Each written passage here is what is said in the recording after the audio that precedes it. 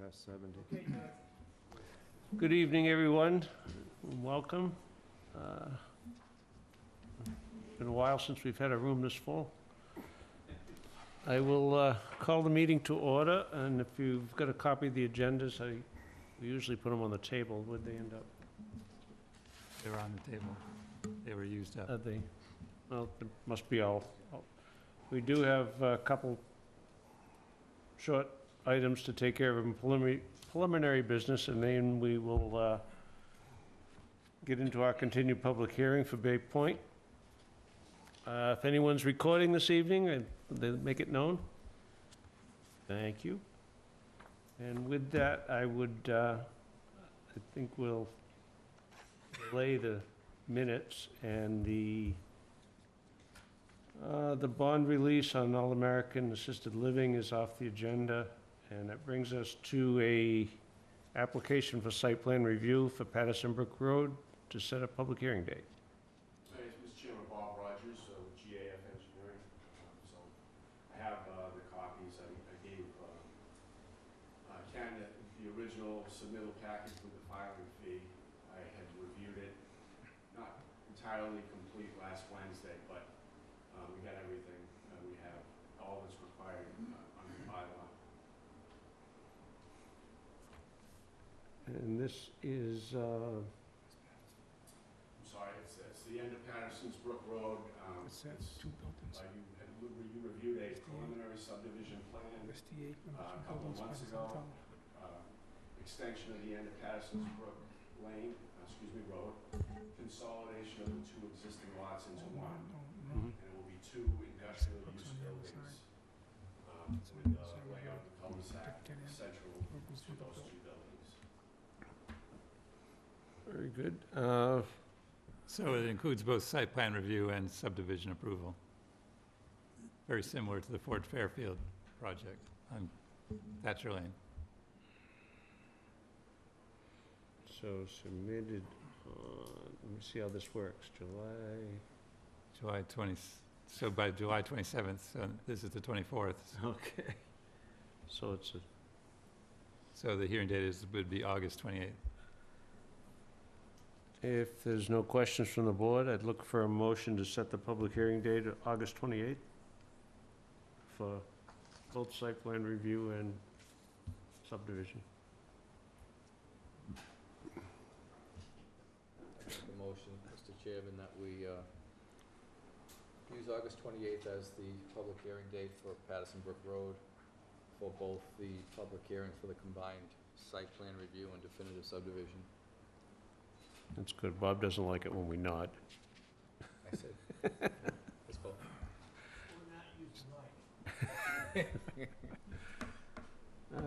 What's the name of this project? Patterson's Brook Road. Yep. They have the MMDDJSAK LLC as a proposed site development. I wouldn't even want to guess. Family initials. Okay. There's a motion. Is there a second? Second. Thank you. Any discussion? All in favor? Aye. Opposed? MMDGISAK.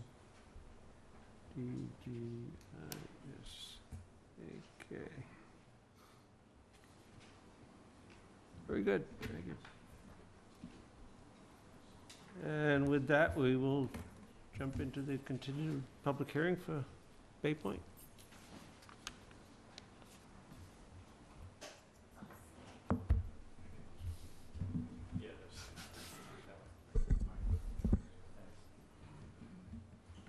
Thanks, John.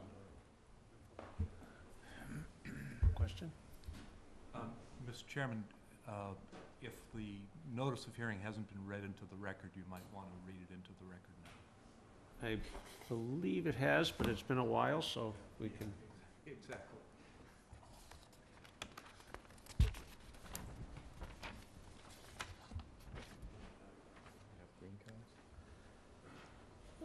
Green cards, George? Hmm? You want the green cards first? I think we've already checked off on the green cards. Yeah, the green cards have all been checked. Notice of public hearing, Wareham Planning Board public hearing scheduled for Monday, February 13th, 2017, at 7 PM in room 320, Wareham Multi-Service Center, 48 Marion Road, Wareham, Mass. Regarding the application of Bay Point Country Club LLC, 501 Wampanoag Trail, Suite 400, Riverside, Rhode Island, for a special permit for site plan review and approval of a definitive subdivision plan for Phase 1 and a special permit site plan review, but not the definitive subdivision plans for Phases 2 and 3, as shown on the plans entitled Bay Point Club Mixed Use Development Project at 19 Bay Point Drive, also known as Assessors Map 2, Lot 1004A in Wareham, Mass. Said plan proposing 84 dwelling units on 141.6 acres in the Conference Recreational Zoning District has been, this explains the postponement, until Monday, February 27th at 7 PM in room 320, Wareham, Mass. Multi-Service Center. Future public hearings will be held for phases 2 and 3. A copy of the plan and application is on file, Wareham Planning Department, 54 Marion Road, and may be inspected during regular business hours. Any person interested or wishing to be heard on the proposed plan appear at the time and place designated. And since this publication, we've had a couple continuances to bring us there this evening. And looks like the public has been duly notified. And I think we should start with an update for everyone. Good evening, Mr. Chairman. It's awfully nice to be back in front of this panel and presenting this plan this evening. I thought I would reintroduce some of our team members for some of the new faces. Tom Principe is the owner and principal of Principe Engineering. John Drew is our corporate counsel. Richard Serkey is our counsel for the Bay Point Development. Don Layton is principal at Bader Engineering, and all of the team members have been active in this entire process. So this evening, I thought I would give a very brief summary of a comparison from where we were to where we are right now. We went through a mediation process, and in November of 2016, collectively signed a mediation agreement with the planning board to make some major changes structurally to the project, and leaving the overall tone and texture of the project in place. By that, I mean the number of units are the same, 84 units in the prior submission, 84 units in this submission. The prior submission had 56 single-family fee simple lots. This project today has 3 designated condominium parcels, so the entire 84 units will be part of an 84-unit condominium, as opposed to the previous plan that had 56 single-family lots and the balance of the units being organized as a condominium.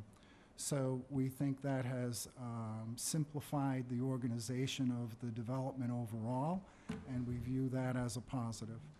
We have eliminated, in our prior plan, 4-plex units, and we now have 40 single-family residences and 44 duplex units. There are no longer any 4-plex units.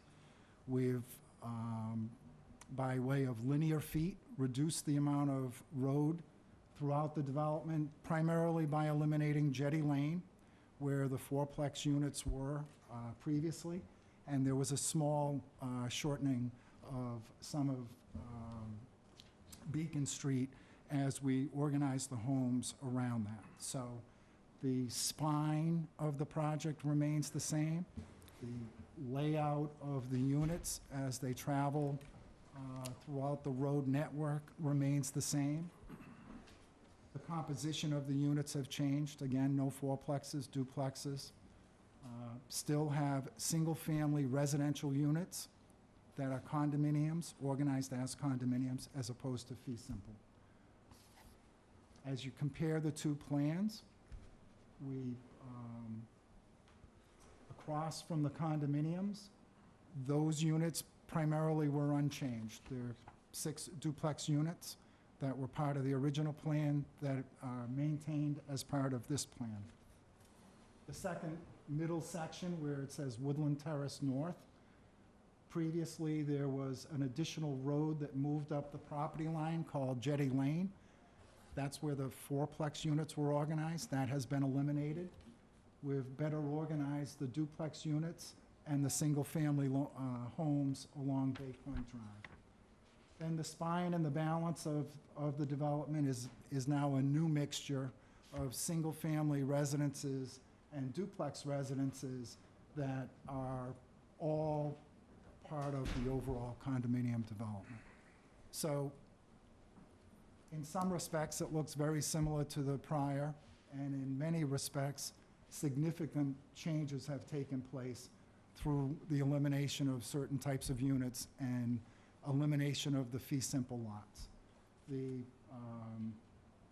sewer issue reflects originally what the planning board was looking for, which is a single lift station for the lower half of the development.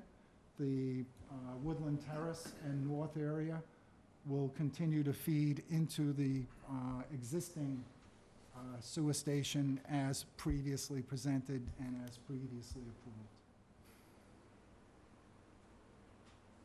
And with that, we're very excited at this point to answer questions and address any issues from the public and answer any questions that the planning board may have.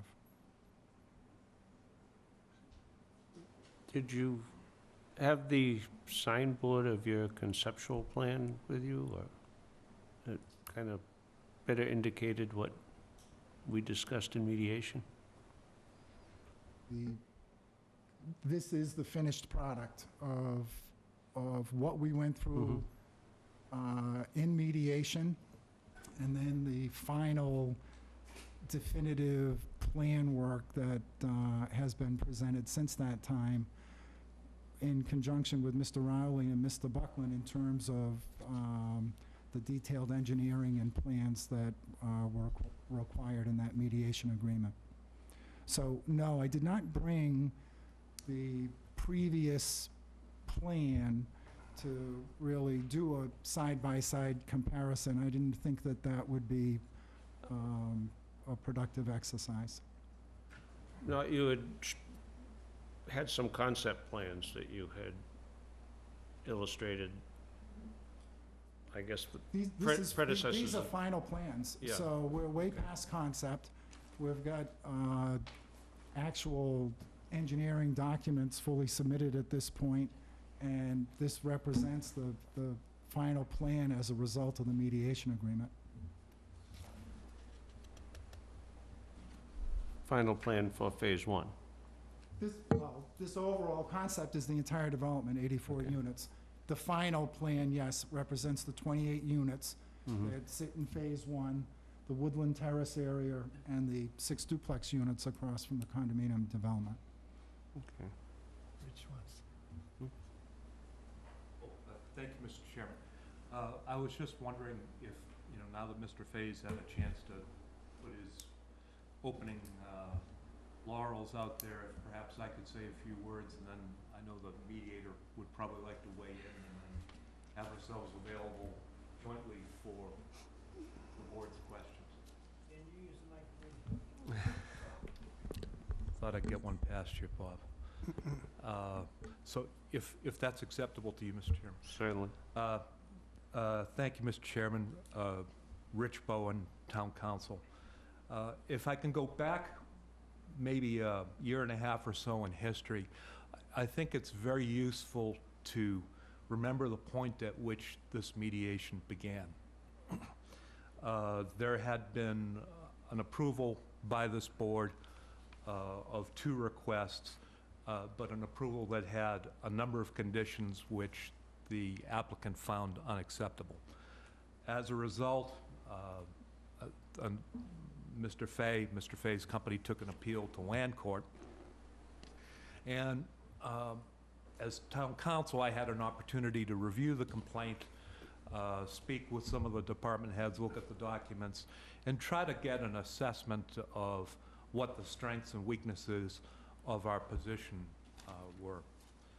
I think certainly a strength of our position at the time of the litigation was the fact that the unit mix of the property really wasn't very satisfactory from the point of view of our community's outlook.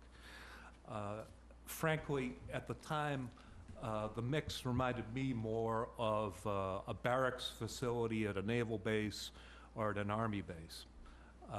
And I will say just parenthetically at the moment that what is before you now doesn't look that way today. It's a very nice change. So that was one of the two principal points that was being addressed in the litigation. The other one had to do with the issue of sewer. And at the time, that seemed to be the more intractable of the 2 points. You know, the way something looks can be changed, but we had a very fundamental difference on how effluent was going to be handled at the site. And here's what the difference was. The applicant was proposing individual grinder pumps and was not willing to do a pump station. And I know for this board, or at least as it was constituted at that time, that was a real serious problem. And frankly, to me, it seemed like the kind of problem that we weren't going to get around. In meeting with Mr. Fay and his very distinguished legal team, and I'm not blowing smoke, they are a distinguished legal team, they were not willing to move towards the position that we wanted, which was a pump station. I know at one point Mr. Fay came a little closer to where we wanted to be by putting in grinder pumps with generators for each unit, but frankly, those generators were not acceptable to this board. And really, they didn't do it for me either. But eventually, Mr. Fay and his team decided that the way to handle this was to embrace what I think had been for you the principal obstacle, which was a pumping station.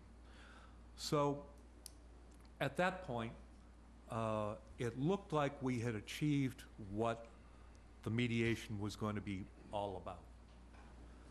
Now, I will tell you that when we were in front of the judge and trying to discuss the course of the case with the judge and as to how it should go, when the judge heard about this, you know, grinder versus pump station, the judge was a little bit alarmed when a letter from the sewer department came out saying, no, you do it whichever way you want.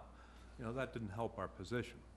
And so at that point, it certainly seemed to me that, well, if the judge isn't accepting our approach, by ours, I mean ours, not the sewer department's approach, that maybe this is something that we better get into mediation before the judge makes a decision which is completely out of our hands.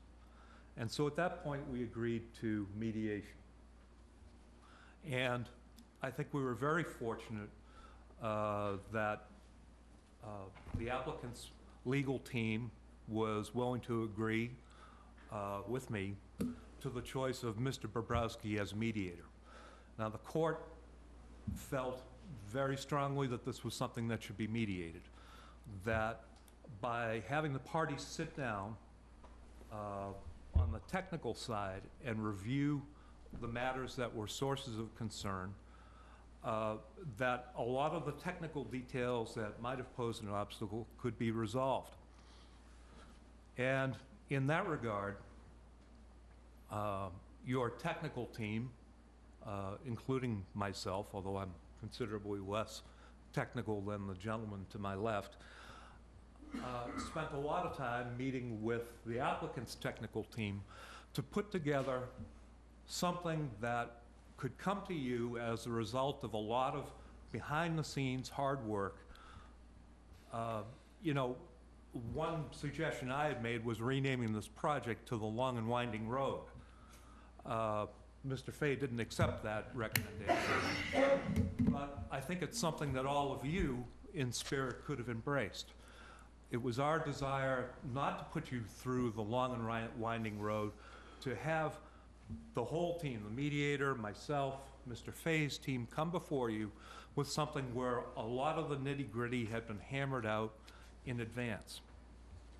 And that's what you see right there. That's why Mr. Fay is here.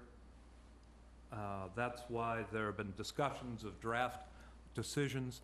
It's so that your time wouldn't be wasted, and so that all of us could present you with something that hopefully will meet with your approval. I do want to take you back to the beginning of the litigation, though. The issues were appearance and sewer. Those were the two issues in this case, appearance and sewer. The appearance has changed, I think for the better. The sewer is settled. We're done with that. So with that opening, Mr. Chairman, I think it might be appropriate to hear from the mediator who can better describe the process. Thank you. Thank you. For the record, Mark Bobrowski, my office is in Concord, and I'm pleased that the parties selected me to mediate this action. We put a lot of hard work into this. The board is to be congratulated. The applicant is to be congratulated. The technical assistance to the board has been enormously helpful. Missing tonight, and also very important in this process, is Chris Huntress, a landscape architect that we brought in to help with the building sightings and the layout of the proposal. And I think he made an enormous difference as well. And that was paid for by the applicant. So I just want to bring the audience up to speed more than anything else in terms of what's gone into this. We've had 3 mediation sessions. I think the breakthrough session really occurred in the second one. And I'm just looking at my notes from March 28th, 2016, a year ago. And at that point, the layout of the Village Green South was mostly on the table. The board had seen it in advance, and we combed through that building by building. And I have things like Unit 43 and 44, too close to the golf cart path. 44 and 45, spacing is key, adjust. Number 27, needs more rear space. 36, 37, too close to the road. So the board's to be congratulated for going through it in that level of detail, and the applicant as well for adjusting accordingly, so that the board and its landscape architect made progress in that direction. So without further ado, I've prepared a draft decision simply for discussion purposes tonight to facilitate movement forward. Obviously, this is a public hearing. It's going to close when it closes, and if there's comments to be made, they should be made this evening, because they will likely find their way, some of them, I suspect, into this draft decision. And I'm happy to answer any questions. This is 3 moving parts. There's a definitive subdivision plan, which has been remanded to this board under Chapter 41, Section 81W, and that has a separate decision, a definitive subdivision plan decision.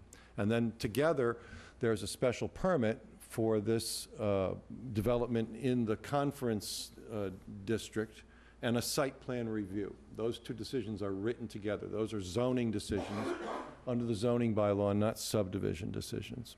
And those 2 decisions have currently been circulated to the board.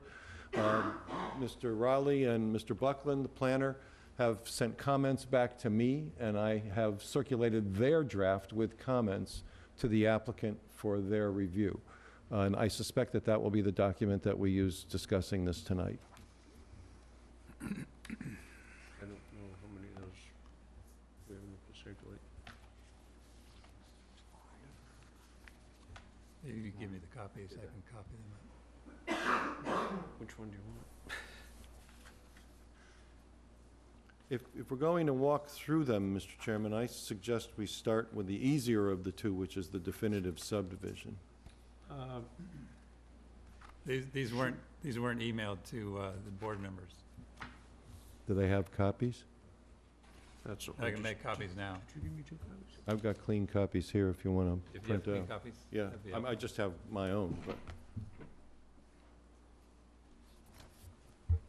Twenty Chairman. staples at least. I think probably while we're getting ready to get into that, it may be appropriate to take some comments.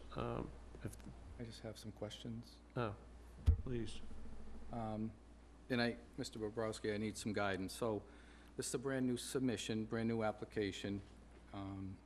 I reviewed the plans, Mr. Buckman left them in the office.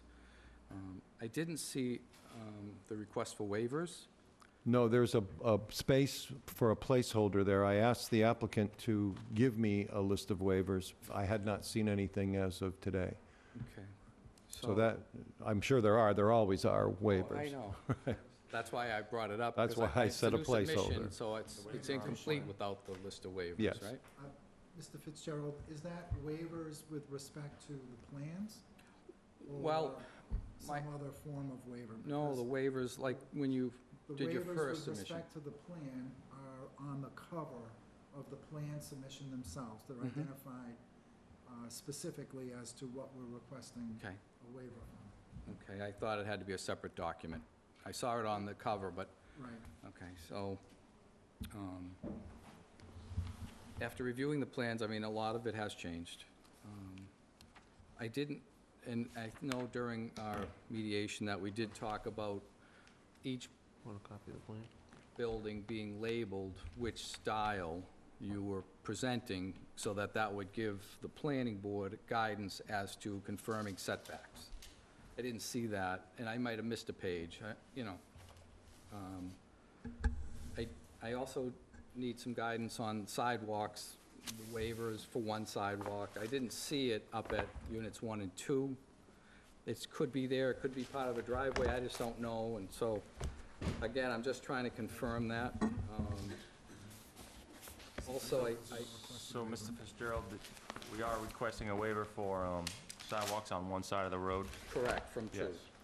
Right, And that's but, identified on the cover sheet of the, right, but I didn't see a sidewalk at units 1 and 2. Unit 22. And then, I'm just gonna put this out, because I don't wanna tie up this I have it activity. here. So, I also, when I was looking at the plans that Mr. Buckman left us, I saw discrepancies in some pages that did not match up. So, sheet S-2 does not meet or match sheet 8 and sheet 13. The designs are different. And then I was wondering, but Mr. Bobrowski mentioned that Chris Huntress, the landscape architect, either has reviewed these plans or plans to review these plans on behalf of the town.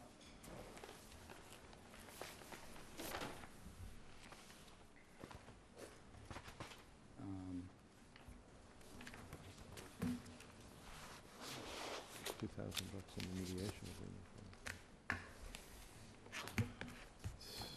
Ken, can you comment on that? Chris Huntress was unresponsive when I emailed him and called him regarding a review of the plan. So I contacted another landscape firm, Tori and Celine, to do the review. If Mr. Fay approves, we'll have them do the review at this time. Would you like me to try to reach out to Chris? Why was That'd be he, helpful. why was he unresponsive? I don't know. Okay, because he didn't respond. So, talking about where the sheet's not matching up. in closing, in reference to Phase 1, those are some of the things I saw on the plans. Again, I didn't get to take the plans, I just got an opportunity to review them quickly, but I was concerned about the parking for Unit 1 and 2 exiting back out into the road. We had talked about that in detail at our mediation. Confirming each home design by home on the plans. And then, again, sheets S-2 doesn't seem to be the same as sheet 8 and sheet 13. And I'm wondering if maybe they were just put together incorrectly, and maybe 8 and 13 are old design. And then, as I said, I thought that the request for waivers was supposed to be a separate document, but if it's on the plan and that's acceptable to the mediator, I guess that's acceptable to us. Well, the subdivision control says that you, in your decision, must show that you consciously considered each request for a waiver. So that's why I put that placeholder there. I had not seen the cover of this with the waiver list until I looked at it right here. And I would ask the applicant and your engineer to cite the sections that are waived here, not just the subject matter, so that I can list them by section number. And that was phase one. I mean, I did. Yeah, read that's just phase 2 and one. 3, but No. there are other questions, but I think right now, phase one is the important phase. Agreed. Thank you. Mr. Fitzgerald, could you elaborate on the sheet numbers not matching up? Yeah, and again, I'll look now, but I It might be whoever printed them might have switched the sheets, is that what you're saying, they're not I think in order? so. Oh, okay. They're not, well, they're not the same. Like, they're supposed to be the same. So when you look at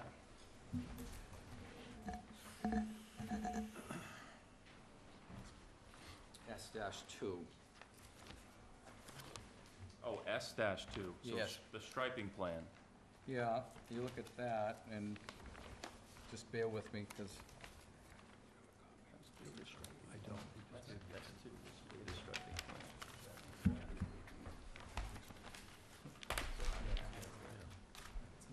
I don't know what number is S-?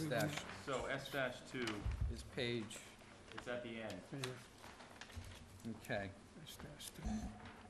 S-2 is with the When you look supplemental at plan. that plan, I'm assuming this is the most current plan. Yes. And then when you go and look at page 8 and 13, and please bear with me, because I Sure. briefly looked at them pretty fast the other day. They aren't the same design.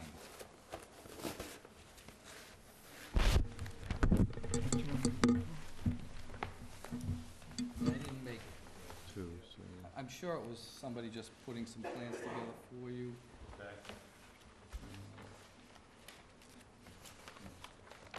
So you're saying, Mr. Fitzgerald, that the striping, so the SS plans are the signage and striping plans? S-2, Right. well, I would- S1 and S2. right, I was looking at, actually, I looked at the striping, but I also looked at the layout, and as I was looking at it, I think an example is, for the uppermost units 1 and 2, you show 4 visitor parking spaces next to it in the new plan. Pages 8 and 13 were different than that.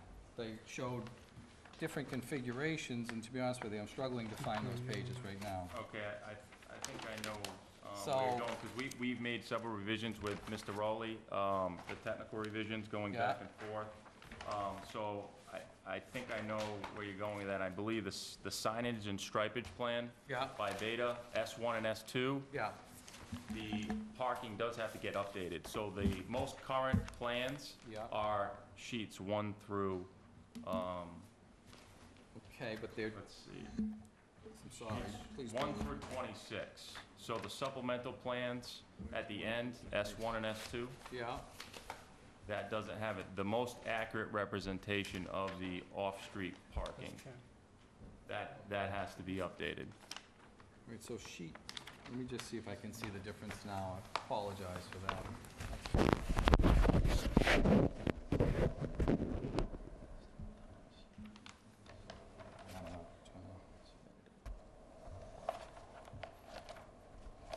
It's just that, I'm sure the homes were probably the same, but the layouts were different.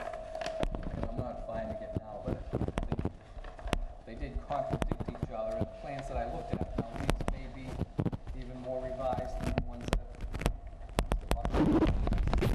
So do you have the April 24th, 2017 date on the title page, right in the center where your left hand is? Yes, Okay, so That's those the are the new- most current. the newest. Those are the Okay. newest. What's the date?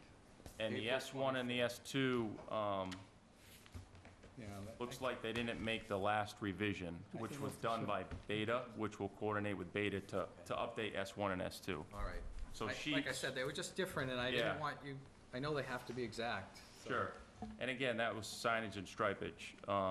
striping details that Beta did, and What I found different was visitor parking was one page, and I forget what the other difference was. But again, I didn't get a set of plans, I just got to look at a set of plans. it sounds like S1 and S2 are outdated as far as parking is concerned. Well, I don't know that, because I think, Okay. I thought, like up at Unit 1 and 2, I think you left visitor parking, was it not 4 spaces in your new plan? Or is it? So again, S1 and S1 and S2 look like they're outdated Okay, on that submission, because I'm looking at digitally the version that you have in front of you, yes, and it doesn't look like we received the latest revised S1 and S2 plan to go along with our submission, because we're collaborating with Beta on, they're doing the traffic and the signage and striping, as well as the landscape architecture. Okay. So it's a collaboration there with our firm and their firm.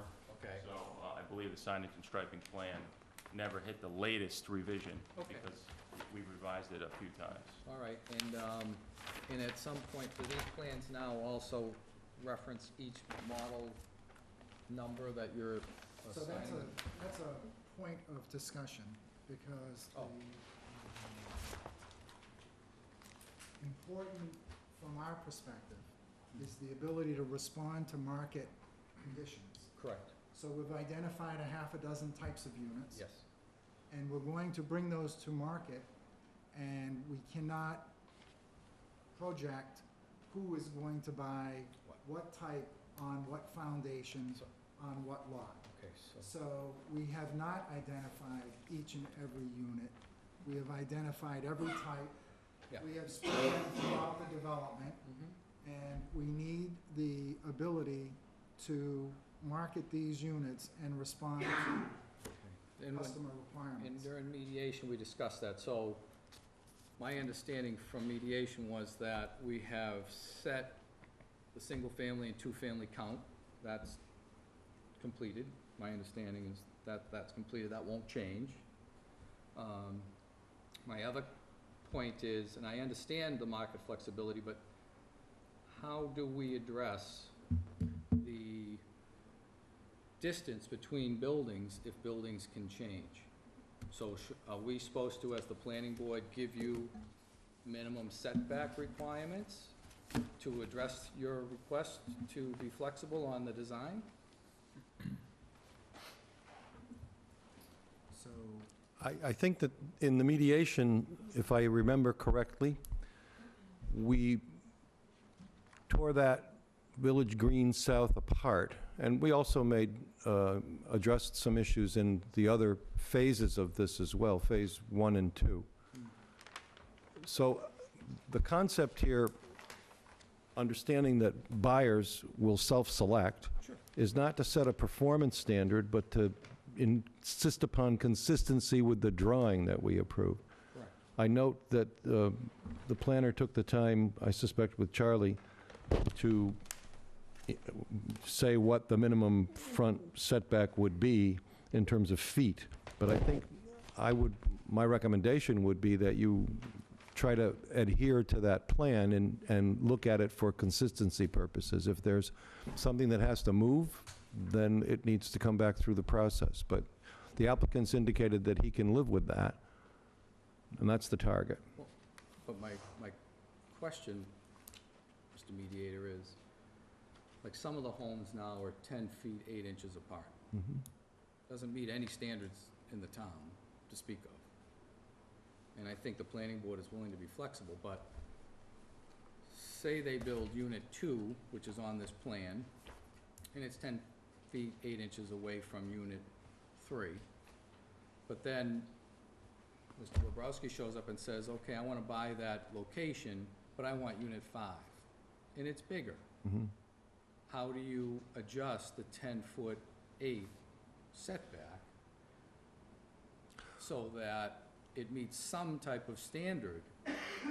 I mean, my question is, are we not to adhere to any standards for setbacks with this applicant? Well, there's nothing in the zoning bylaw that demands a setback. But I think my answer, perhaps, for suggestion would be that you identify a minimum setback, and that probably reveals itself by looking at the plan and finding the buildings that are closest together, because those were deemed acceptable by the board when we did that exercise. And then you simply say, no building can ever be closer than that. I mean, the plan shows two sets of buildings that are 10 feet, 8 inches apart. Those are the closest. I must have missed the meeting if the board approved that, because I don't recall that. But again, I don't have any problem with trying to be flexible with market. I understand that. But I think that we do have to have minimum setback standards for this plan. And if a buyer needs to change a unit, then the applicant would need to make some type of accommodation or concession to move buildings. But it's a domino effect. When you move one building, you've now changed the setback to the next building. That's on this plan. So I don't think it's prudent for the planning board to request that they come back every time someone wants a different home on that lot. So I'm trying to put it out there so that there could be some agreement so that we can have minimum setback standards. And then the applicant can do whatever they wish with that. Yeah. But my understanding was from the mediation was that there were X amount of two families and X amount of single families that have been agreed upon. As per plan. Right. So I'm just trying to put that out there because, again, I don't recall 10-foot 8 being an acceptable setback. But, you know, Well, were the 10-foot 8 notations made on this definitive plan set? they're on this plan, but I had not seen that. No, I don't think that had any numbers on it when we did the mediation session. Correct. Mr. Chairman, So, could I just interject here for a second? When Mr. Buckland and I went over the plans, we found that if you take a look at the plans that simply show the units, you will find setbacks from proposed street lines, property boundaries, and dimensional setbacks between buildings. yes. We did not establish those setbacks. We simply said setbacks should be shown on the plan. The applicant and his engineer established some dimensions. We saw the dimensions, said, okay, they're on the plan.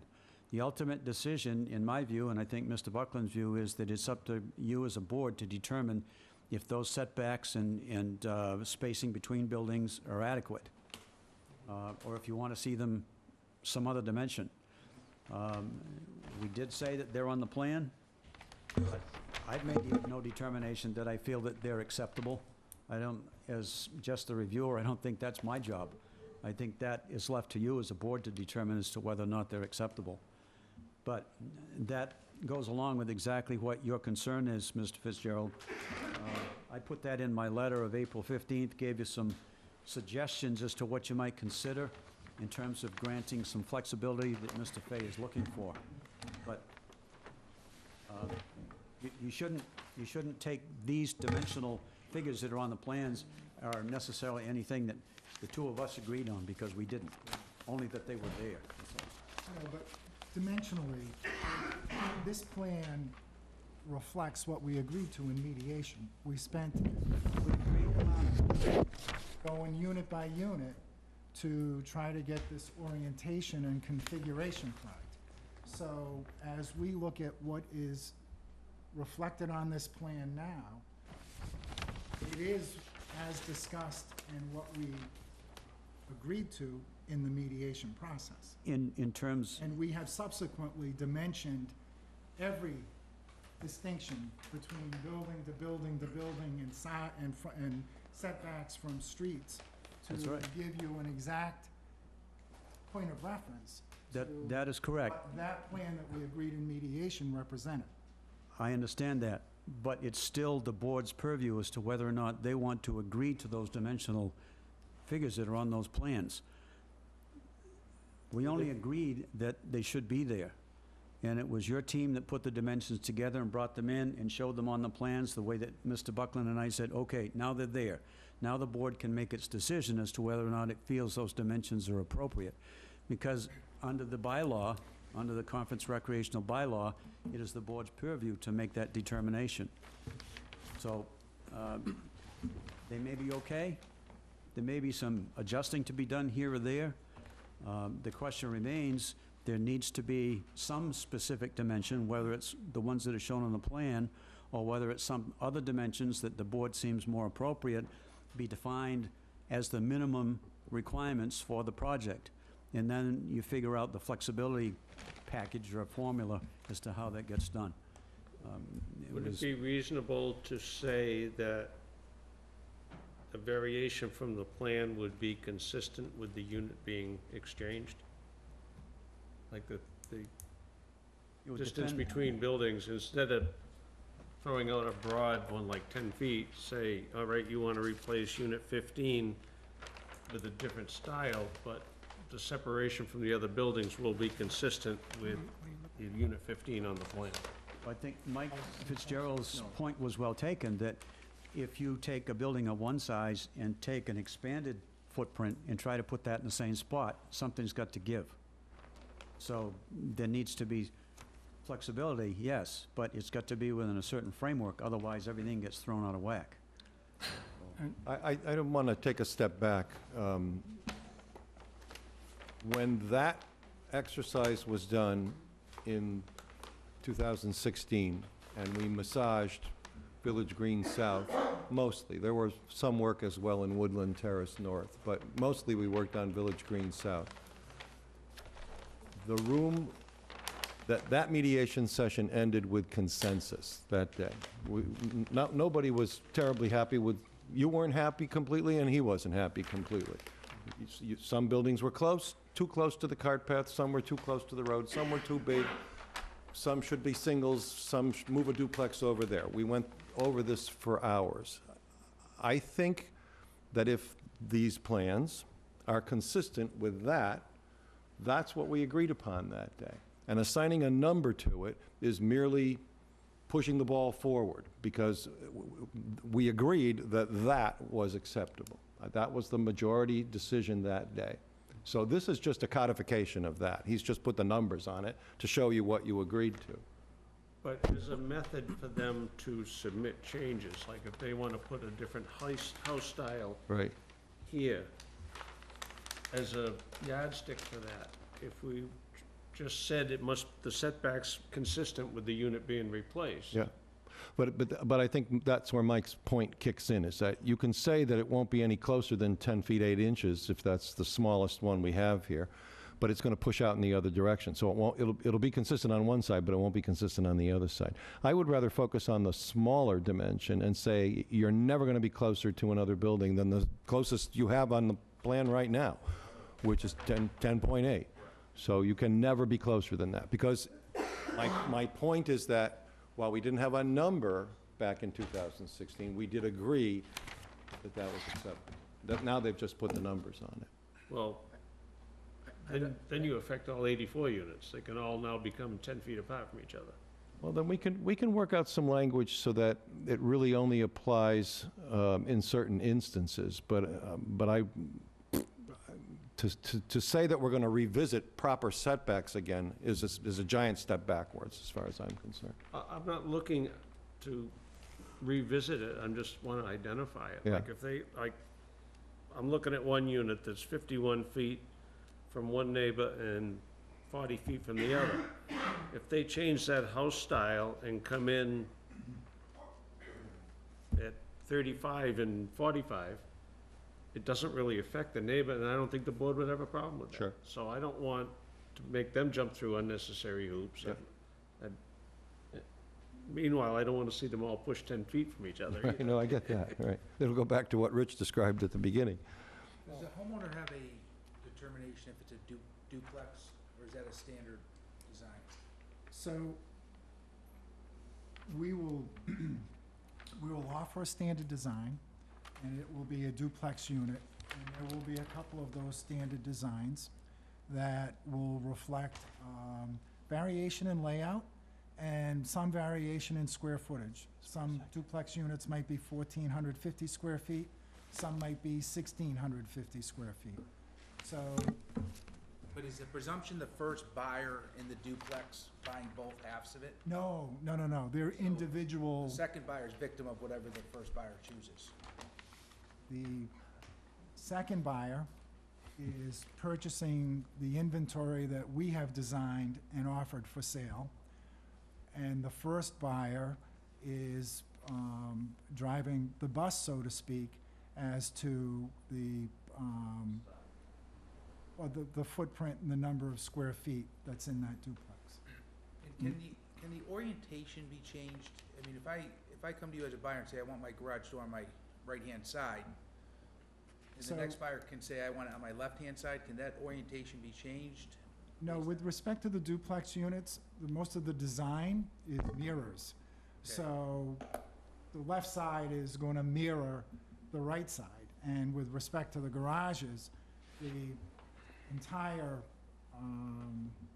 orientation of the unit has a relationship to the driveway, which has a relationship to the street. So it's not like we're going to, whip around back and put a garage in the back. Although we do have certain design flexibility with some of these elements to add a porch or to do some other things that aren't adding a garage and changing driveway and street access. Yeah, that's the point I was gonna make, that those choices will not change the driveway dimensions that are shown on the drawings. It's not contemplated, no. Okay. Dimensionally, so if I go from 1,400 feet to 1,650 square feet, my driveway's gonna get a little wider. But the functionality, location, and how that driveway interacts with the street will primarily be the same. What is the estimated variance in building designs on the foundation footprint? We're talking a 1,200 square foot footprint on foundation, escalating to 1,400 square foot. Should there be a very large variance? With respect to duplex units or single-family Single homes? family. So right now, our design criteria and our pro forma, so to speak, ranges from 1,400 to 1,750 square feet. So that is the typical, prototypical footprint. That excludes basement. If someone, they will have an option to finish a basement, but that square footage excludes that basement area. So if the drawing reflects the smaller dimension, 1,400, and the buyer chooses to go to 1,700, we got a 25%, basically absorption in the gap between the properties, right? No more than 25%. So I think that understanding what's on paper right now, we can never increase more than 25% in reduction in that spacing. If I'm explaining this right, I don't know if I'm babbling or not, but if the distance was 20 feet, they went to the largest dimension home, the maximum reduction between that spacing is going to be about 15 feet. Is that reasonable? You're nodding your... So it depends on how you strategically formalize that. So in some instance, we might be doing units that are a little less, and in some instances, as we get out into this marketplace, and we read the demand of this market, again, it's the over 45 crowd. We're looking for people who are downsizing a bit and looking to take advantage of the amenities of the town of Onset and the golf course, and a different lifestyle than maybe the 3,000 or 4,000 foot Colonial in the south side of Boston gives them. With that, if someone says would like to go to 2,000 square feet and would like you to expand this ranch, then it would be a prototype that we would bring before this board, and we would get your appropriate approval for it, and we look to respond to the market by building a home that isn't between 1,450 square feet and 1,750 square feet. Someone might want a mudroom or this and that, it might go to 1,825 square feet. And as we make those changes, we'll present them to the board. It'll be certainly in keeping in character with everything else that we're doing there. The earlier point to the board was not to review every single structure that goes up there, Right. but to give you the liberty to adjust accordingly as professionals out there. catastrophic event, if everyone chooses a larger dimension, if we just stay with 1,400 to 1,700 square feet and a 25% variance, the house to the right and the house to the left, so give me the maximum dimension, you could squash the distances between here down by 50%. Everybody, both houses would encroach 25%. So a 20-foot distance in between could squash down to 10% in between these structures. Is that math right? I don't. 10 I feet. don't believe so. I don't believe so. I don't believe so. Yeah, again, I mean, we're just trying to produce some sort of flexibility within these building units as we're speaking about tonight. And to touch base on that, you know, again, we've also incorporated flexibility in the drainage as well. Some of the basins, I know Mr. Rowley has reviewed, because of this market, we've also included some oversizing of the detention basins. So, again, we'll work with the client, because what we're concerned about, we don't want them to max out every single building, because then the drainage numbers might not work with our design in the basin. So, again, it becomes a drainage issue and an engineering issue as well. But again, establishing the minimum standards and the minimum setbacks, I think, is a good step forward. And again, Mr. Chairman, on the cover page, we have established the minimum front, side, and rear setbacks based on the layout that was approved in mediation. They're there on the title page. What we don't have actually spelled out is the minimum distance between buildings on the title page, but it is spelled out physically on the lot layout plans on the sheets, which is, again, 10.8. So, again, we'd be happy to also put the minimum setback distances between buildings as well. But again, I don't think the intent is to max out every single building to 10.8, because I think aesthetically, again, I don't believe that's what our intent is. Mr. Prinsby, could you do me a favor? I'm Sure. struggling to find the waiver requests. I know you On said the it was- title page on the right side, just below the where is title? project data, title page is the front page. This page, Sure. this Yeah, page. if you don't mind, if I can approach. No, please. Waivers requested right here. Okay. Second right on though, so we have 1, In- 2, 3, 4, Okay. and then reduced base. And this was something that Mr. Rowley and I had Okay. agreed upon for this additional waiver. And could you just, Sure. in your plan, you show an easement line surrounding, can you describe what that really means? Because it seems to cut into the building envelope as opposed to the golf course envelope. And I'm just wondering, what does that, what's the easement? That, I assume it's gonna be recorded, and what is it? So, That if line. you specifically, This line. I thought it was, so this is the building setback line? I thought it was, is that what it, okay. And then there are several easements on the property, which we have in the lot But this, layout. this is for this lot, and this is. Correct, so there's an existing What parking is easement. this, what is this dimension? So this dimension, again, this is the rear setback dimension. Again, this physical dimension is 13.7. No, but that's from the house. But again, see, we label proposed building setbacks Right, here. and it, So the rear dimension would be here. See, I have proposed building setbacks. Yeah, okay. Front is 12 feet, rear is 10 feet, and the side is 18 feet. So that's spelled out in this dash dot line type. So how yeah, does, he's not leaving, is he? I got a how does question that for come into him. play with the 10-foot 8 that I see? That's between That's buildings. between two So buildings we we saw. do not have that dimension spelled out here. That was something that was just brought up by yourself. Was that on phase, But on we phase two? physically have, as you can see on the plan, see how we dimension every Yes. single Oh, yeah. building? So if you look at phases 2 and 3, with Village Let's go Green with South, you 10.8 see is it? 10.8. If you look at all the buildings, 10.8 is the minimum distance, and I believe that's only on 2. It's 29 and 30, 56 and 57. Is Mr. Fay 29. coming back? Yeah, 29 and 30 is not part of phase 1, that's part of. Correct, yeah, phase 1, so we're looking for final approval on That's what Woodland the Terrace 10.8 North, was. which is phase 1. So phases 2 and 3 are Village Green South. Thank you.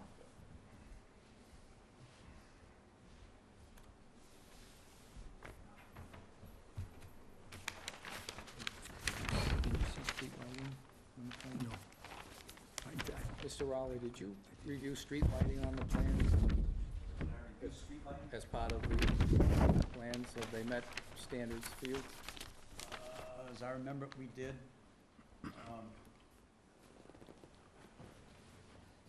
awful lot in terms of street lighting that you can do. You're gonna put street lights every, so many feet.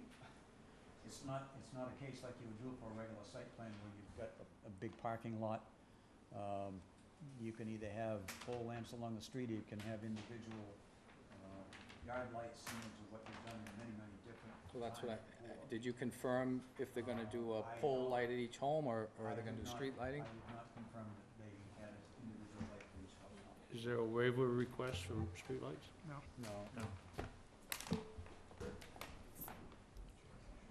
Can I make a suggestion? We send them home, is that? Just recognize he's here. I recognize. Mr. Fay, They don't. Mis- May I throw something out, Mr. Chairman? Sure. Well, I think Mike's got a good point, actually, with the building separation issue. And I'm gonna make a suggestion, and if you look at lot layout sheet number 4, that's probably the most interesting one. Right up in the front. 1, 2, 3. So this is the heart and soul of what's labeled Village Green South. And you can see that the building separations in here, some of them get pretty tight. But this is phase 2 and 3, 16.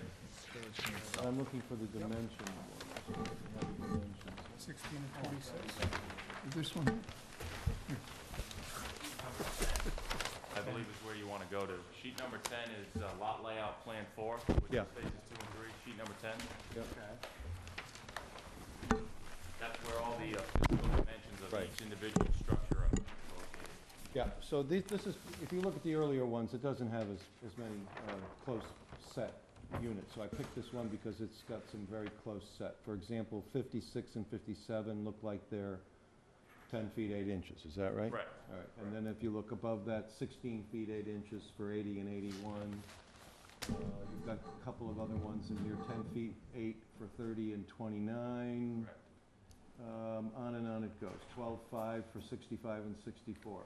So my suggestion would be this, that if there's going to be adjustment in the choice of the building design, where the building separation on the plan as shown now is less than 20 feet, the choice of another building design cannot be any closer than what's currently shown on the definitive plan with regard to that closest building. So it's never going to be closer than 10 feet 8, no matter what building they choose. And on the other side, they have to respect a 20-foot building separation in all instances.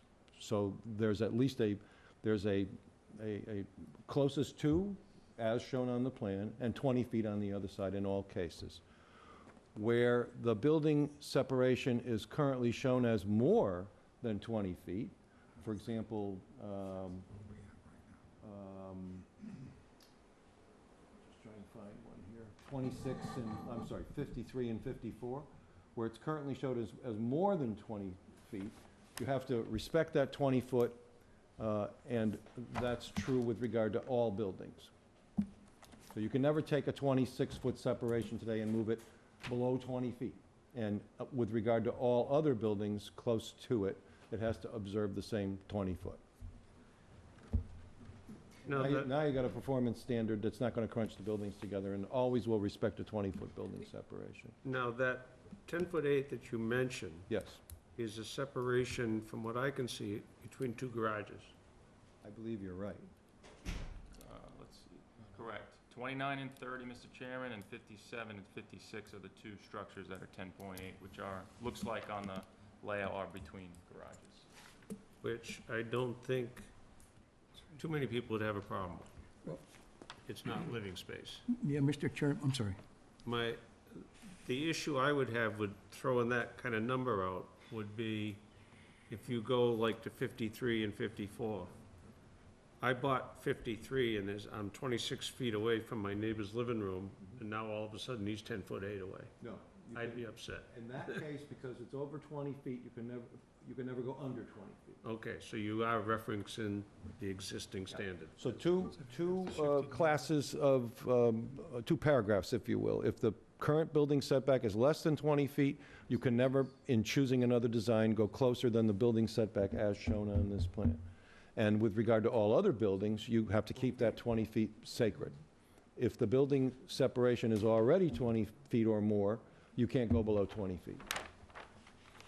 And I think I pulled Mr. Fay to, I didn't want to make that suggestion without having talked to him about that, and it seems that that would be acceptable to the applicant. Mr. Fay, the building elevations that are in the architectural set, do they correspond with any of the specific footprints on the site plan? Yes.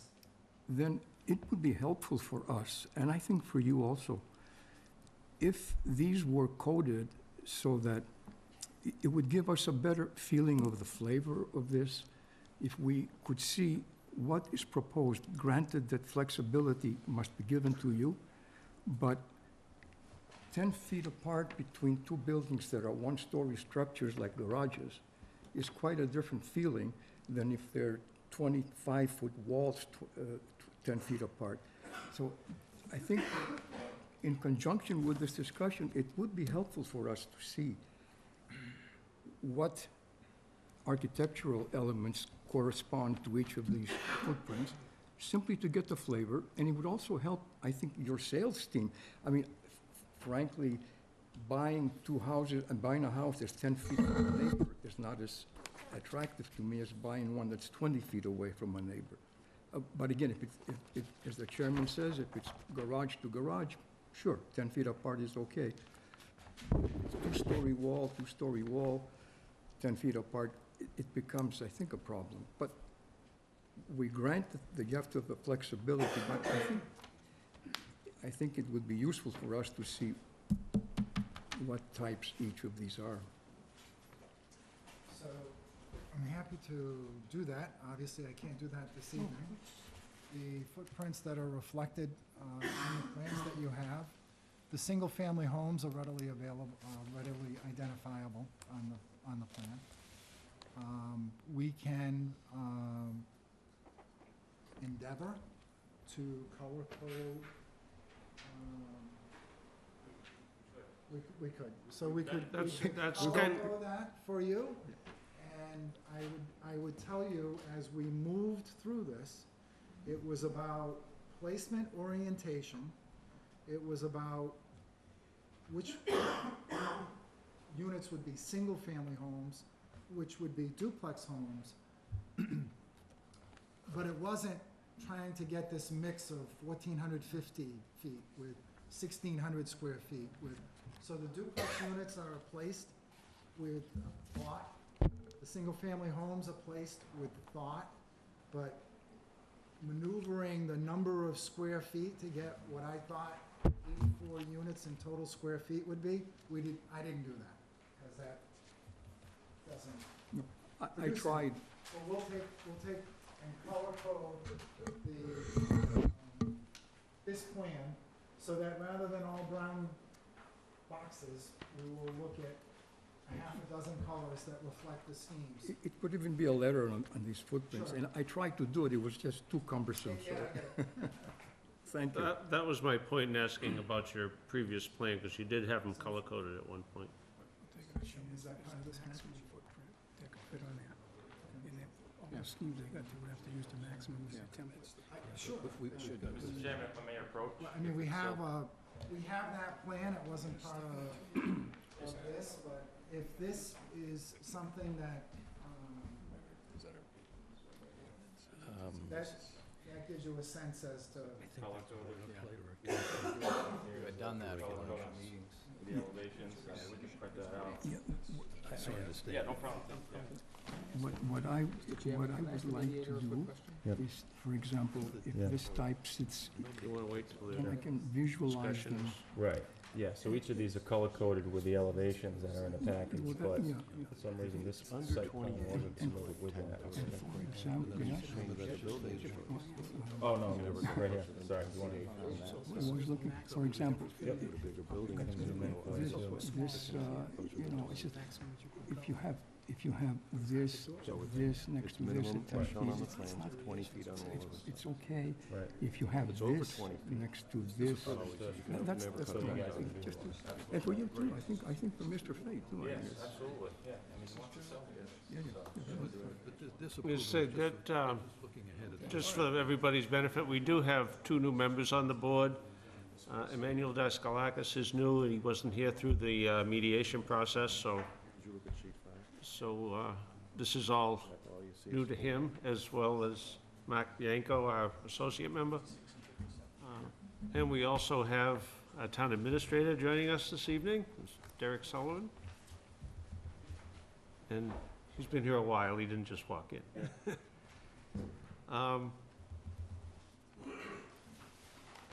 I had a question, oh, go Mr. ahead. Bobrowski, can I ask a question? I may have missed a meeting, and I'm just getting back to setbacks. I definitely did not attend a meeting where 10-foot-8 was approved No, or it was, discussed. it was approved as a picture. It But did I'm not just have saying, so a number I just want attached to to make, it. make that public. Yeah. I wasn't at a meeting I that wasn't ever e- discussed 10-foot-8 as I never acceptable. saw that until tonight either. Nor was I at a meeting where frontage is 12 feet for a house to a road. I did not review that and approve that either. That's property line. So, Yeah. So to the property line, not to the road, just to Okay. clarify, okay, thank you. property line. Right, so I'm just confused when that occurred. I did probably miss a meeting, so, but I don't think any meeting you missed had numbers attached to it, Mike, so. Mr. Chairman, and I think some of that probably came from the fact that while the, I'll call them prior review plans didn't have arrows with specific numbers in there, I think the way that people were addressing that was you just simply scaled off the scale and just applied the ruler to the setbacks, which is why there weren't specific numbers. In regards to Phase 1 along Cahoon Road, some of the, like, visitor parking and driveway are actually within the layout of Cahoon Road. Now, I know that section was discussed at length because of the width of the pavement that was available there. Has that been resolved? Sheet 9. that brings, Mr. Prinsby, that brings us back to Unit 1 and 2. If you could explain where the sidewalk continues past them, that would be helpful. So again, okay, so I understand what you're saying. So on Cahoon Street, what you're asking, so units number 1 and 2 along Cahoon Street, we do have the sidewalk ending at duplex 1 and 2. And the reason for that is the remainder of that length is going to be driveway. So we weren't going to put a sidewalk over the driveway and to include to the visitor parking. Now, what we could do is add a small section in between the visitor parking and the driveway for duplex number 1 and 2. Yeah, I mean, again, I believe Mr. Rowley and I, did we review that in detail with the location of the sidewalk? And we did make adjustments to prior plans, but the plan in front of you, I believe Mr. Rowley and I agreed upon the location of this sidewalk, because again, it is connected, it does connect to that duplex itself, and then the driveway for 4 parking spaces. So, again, I don't want to speak on, for Mr. Rowley, but. My thought there, just going back to when we talked about this so long ago, was that the sidewalk essentially is for the benefit of the residents who live there. Right. You're looking at probably a 15-foot piece of sidewalk to join the visitors' parking spaces to the parking area paving. It wouldn't take much to do that, so. I think during our discussions, I thought it was agreed upon that on that Cahoon Street, no one will be backing out into the street. Now we have 6 parking spaces that are backing out into the street, and that, to me, that's a safety hazard. And that's why it was discussed at length during mediation. Well, the only way you could ever have visitor parking that doesn't back out into the street is to provide some sort of a huge turnaround inside the area somehow. during mediation, we talked about changing that lot line, extending it a little so that the parking could be with a turnaround. But now, it doesn't seem to show that. John, do you have a I mean, we show 39.5 feet to the side lot line. We had talked about extending that so that this unit could be changed a little bit so that people would not have to back right out into the main road. And as we all know, the condominiums that are currently there, even though in their deed it says they're not to use that road as an entrance or exit, we know a lot of neighbors do, and I think it's a safety hazard for those people that are, A, using units 1 and 2, and also any visitors that may park next to units 1 and 2. I tried to look at this from the perspective of where was the traffic the majority of the time going to be going, back and forth, the number of times that the visitor parking would be used. And you'll find certain areas throughout the rest of the development in phases 2 and 3, where there's still some parking that does back out into the main access road, so to speak. Right. But it's mostly in those areas where the amount of traffic passing that particular site is minimal. Right. I felt that in this particular case, it was minimal. The others, if you look at the way that it was spread out, originally, the original plan had 4 or 5 parking spaces up at that north end. Yeah. And because of suggestions, they were spread out so that now, these 6 buildings have the visitor parking more space. I just didn't feel that those 2 back there, backing out? were gonna warrant trying to create a large turnaround area, such as what you can see with the other buildings, because it's incorporated in the driveway configuration.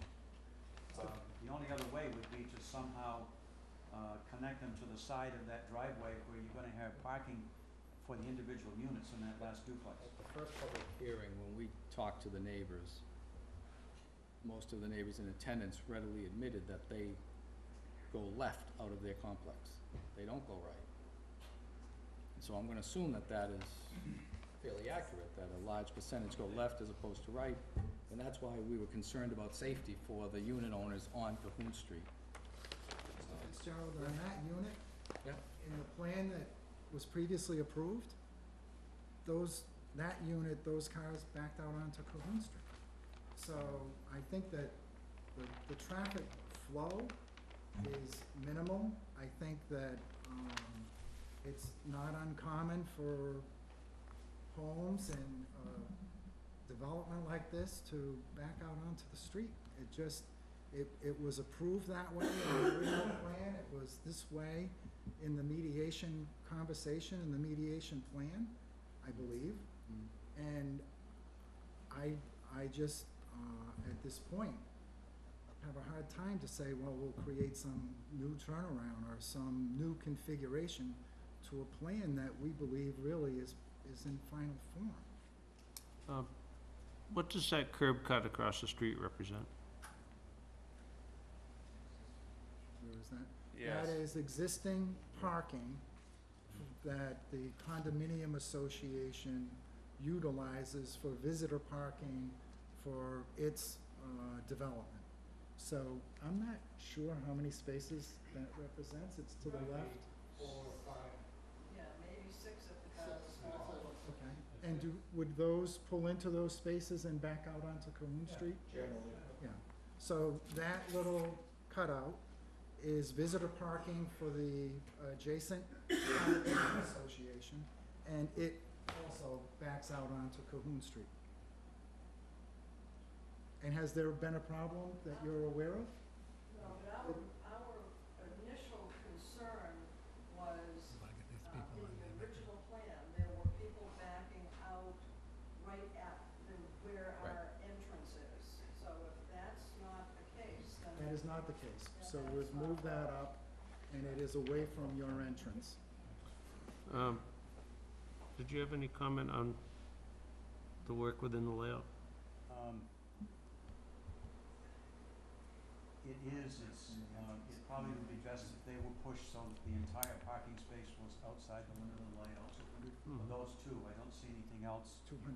on that section where any of the parking is within the layout of the street. No, that was the only one I noticed, and I know there was a discussion passed about the width of Cahoon Road and some accommodations that had to be made, but I didn't know if that was part of it. certainly sending those last two so that they had the entire 20-foot parking space outside of the layout, is probably the appropriate thing to do. Could I, Mr. Chairman, could I go back and just visit those two areas where you have the 10-foot, 6-inch separation between garages? Sure. I think those are the only two in the entire site plan. Everything else, because of the configuration of driveways and the types of buildings, the separation is much greater and it works better. If you look at the way that the cars would be parked, one in back of the other, in that single-story garage, a single-door garage, with a 10-foot space between them, if both of those parking spaces are occupied for each unit, the guy that tries to back out of that will have to back out into the road because he's not gonna be able to back out and turn and make his turn out. If the space between those garages was increased to maybe you could afford another 5 or 6 feet. It looks like you've got plenty of room on the entire plan to spread that out a little bit. You would have a much better turning arrangement. And I believe it only is for those two sets of buildings, 56 and 57 and 29 and 30. You've got plenty of room to add a little bit of adjustment there so that you've got better turning in those two cases. So, if you adopt what Mr. Bobrowski had suggested for a 20-foot minimum, I'd suggest that maybe you consider that as a minimum between those. There seems to be enough room.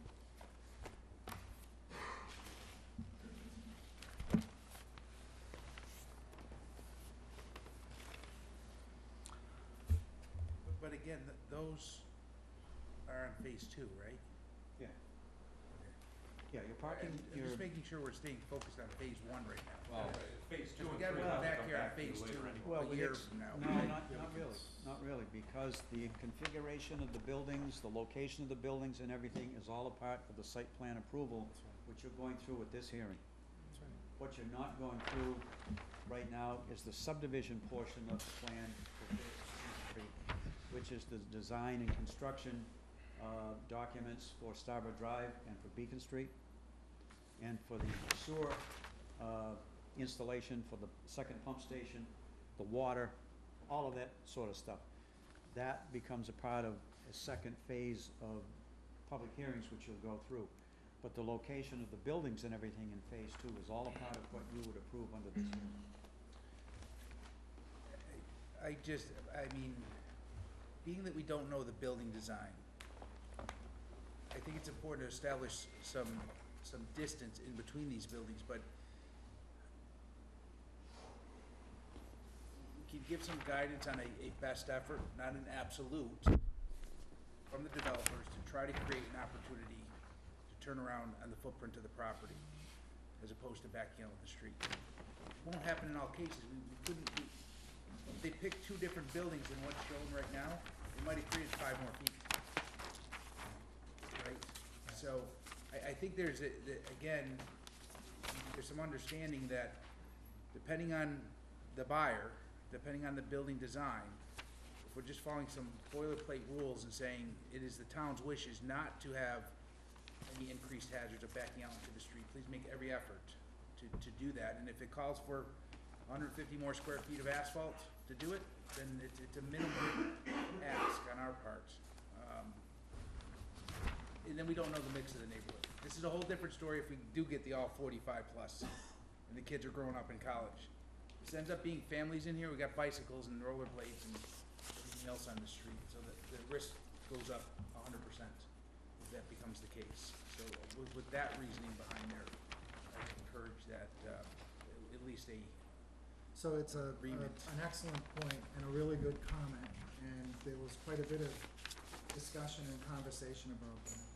I think that the architectural design of the homes will lend themselves to the over 45, not to exclude the possibility of that happening, that there could be a family with children. Interesting, with respect to the condominium association next door, there are 62 units of various sizes. And there are how many children that live in the 62 unit development? So the design of the home is gonna encourage the continuation of the age demographic that we're looking for. And the evidence that exists with 62 homes that are wrapped around the golf course and integrated into Bay Point suggests that it's not a community for year-round residents with children. In the mediation agreement, we referenced the testing of the existing sewer line. And I know in the previous plan, you discussed relocating that line during phase 2, I think, or was it? Yep. Where do we stand with having that line? I know you tested part of it last time around, but not the entire length. How do we address that? Could you, I'm sorry, Mr. Chairman, could you just elaborate on that? So I could, We only tested a 200-foot run of sewer line, it was 1,200 feet correct? scoped out. Did you scope more of it out to make sure that it can hold So- the land? So again, the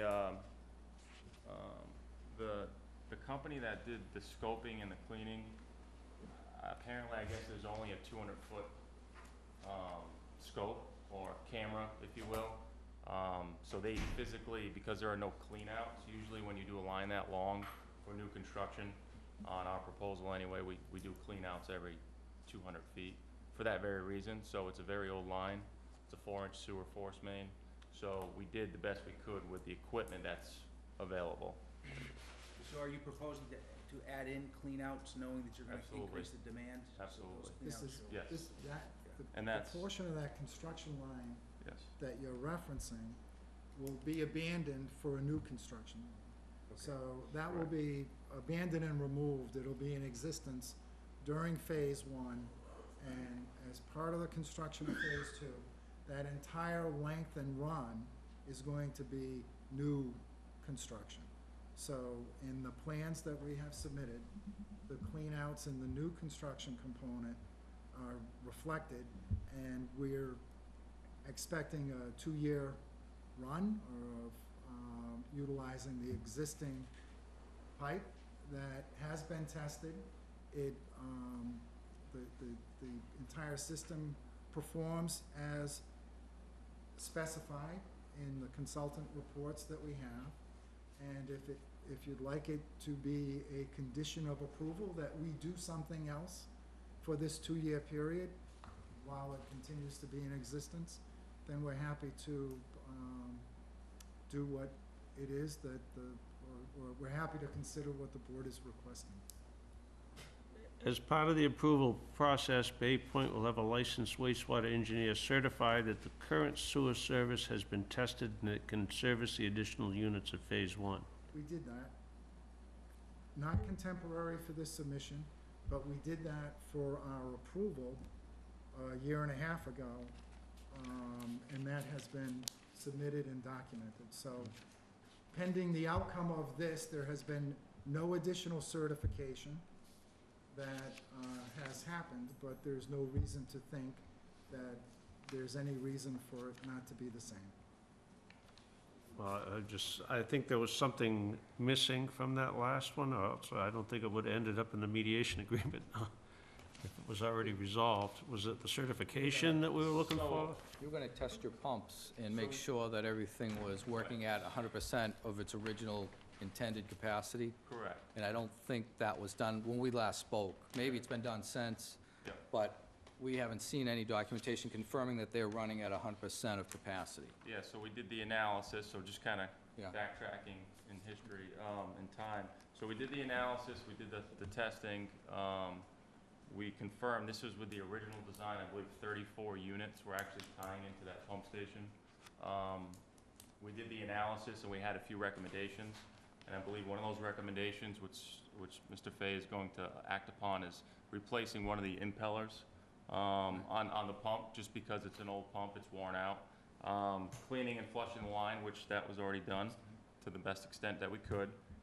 And again, now we have a proposal in front for 28 units. So there's a reduction there. And again, the wastewater commissioner's office has their own engineering consultant, and I believe it's GDH Inc., who reviewed our report and analysis, which they approved for the 34 units. So those recommendations will be implemented before the first unit is constructed. I guess we can build that into the conditions. I was gonna say, in the Contractor. conditions where Mr. Fay's referenced marketability, Yep.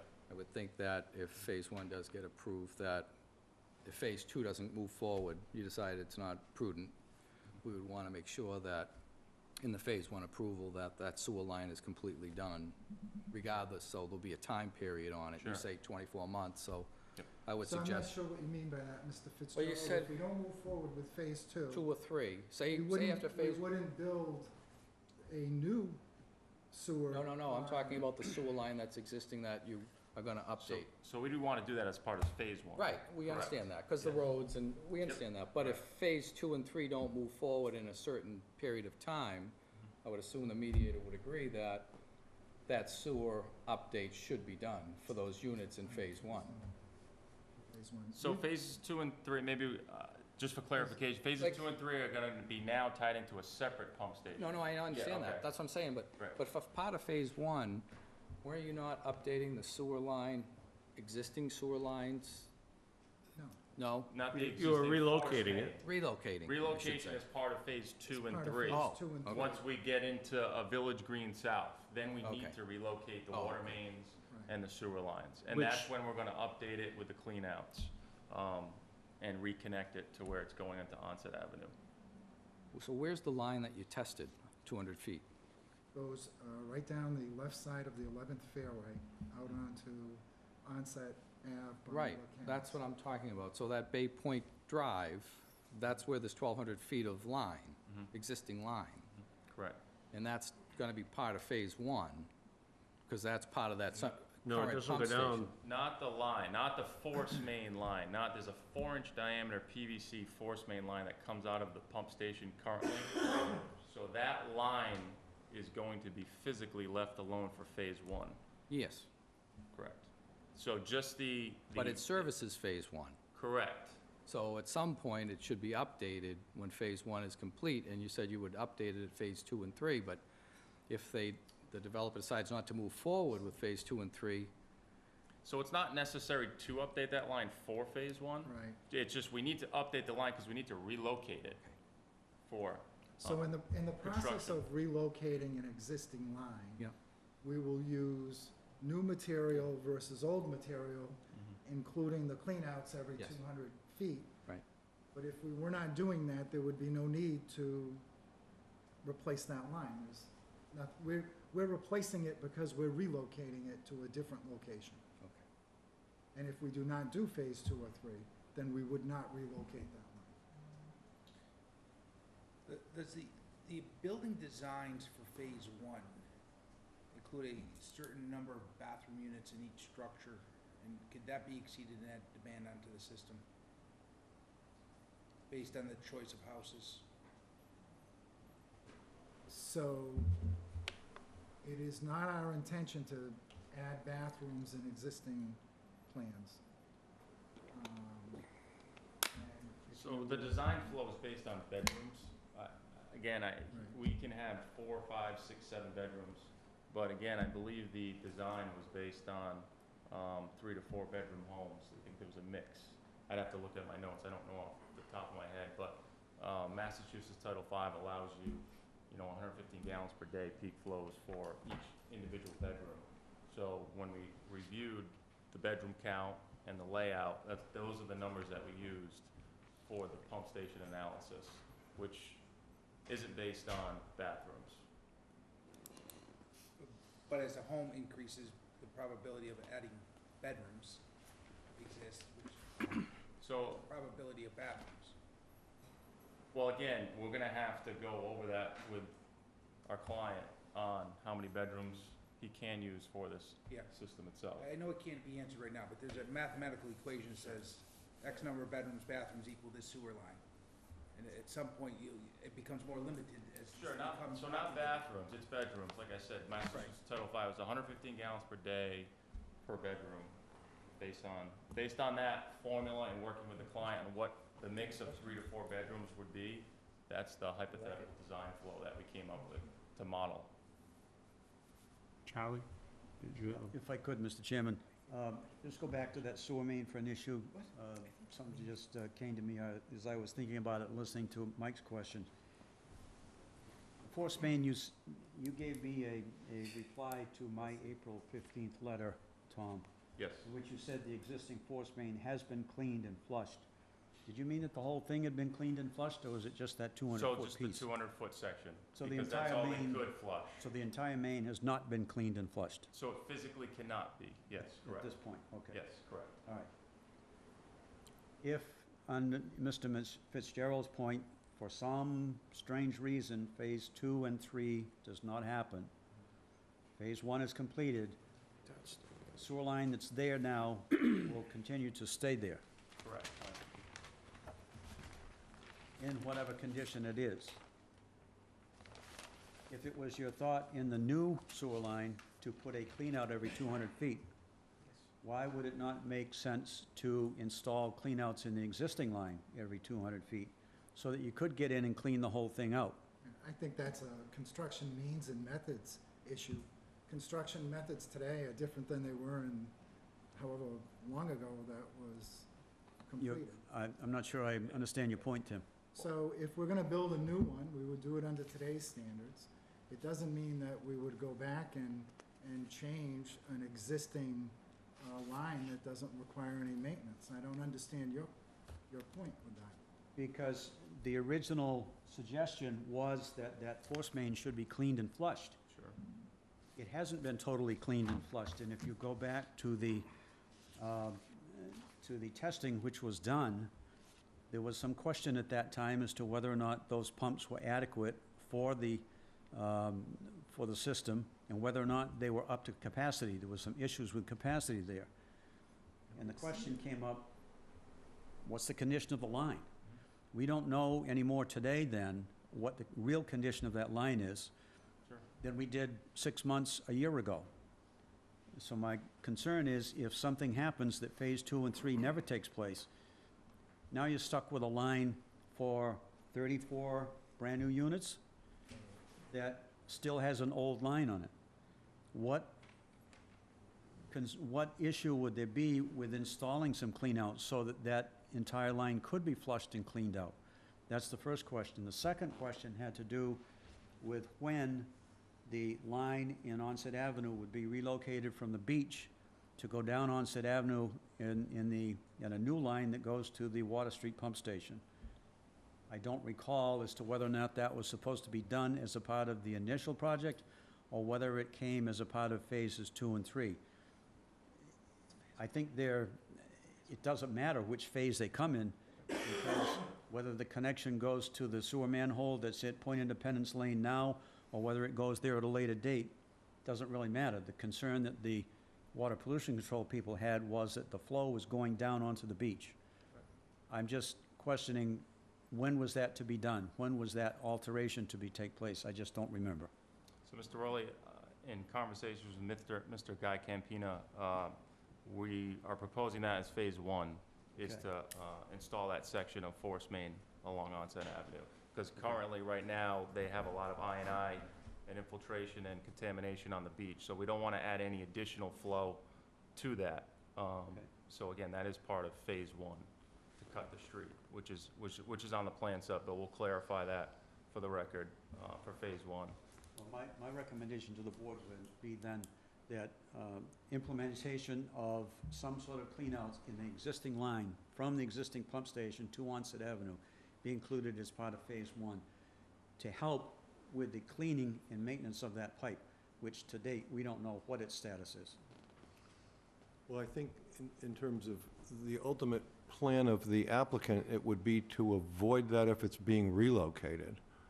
So perhaps we could set some sort of a time period for the commencement of Phase 2 and 3 and bond the work for the cleanouts to be installed if in some period of time they haven't commenced 2 and 3. If that happens, but is there any guarantee that Phase 2 and 3 will happen at all? No, but if it doesn't, you've got the money in the performance guarantee to go out and do the cleanouts.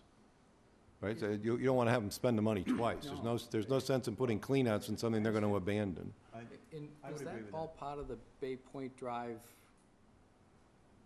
updates? It could be. I mean, It could I be know that, incorporated. I know that's part of Phase 2 as well, correct? The Bay Point Drive and the sidewalk and all that stuff, that was tied into Phase 2, but No, the again, my concern reconstruction is Mr. Fay's team decides that after Phase 1, they don't want any more homes.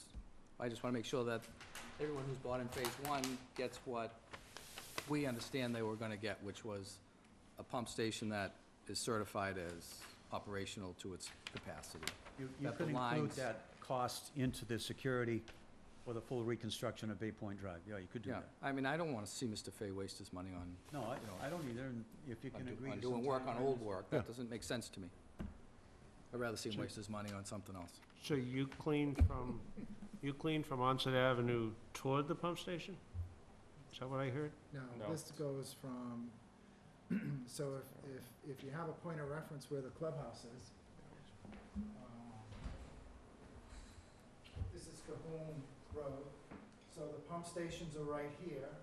This actually comes down, and right now it comes down the 11th fairway and comes into Onset. So part of the relocation of that is to put it in the street, which is why we would be doing new, and this would be abandoned in its entirety. Does any, I thought- does any of it come down So to Bay your, Point Drive goes this way and nothing comes down Bay Point. where does the sewer from your function facility go?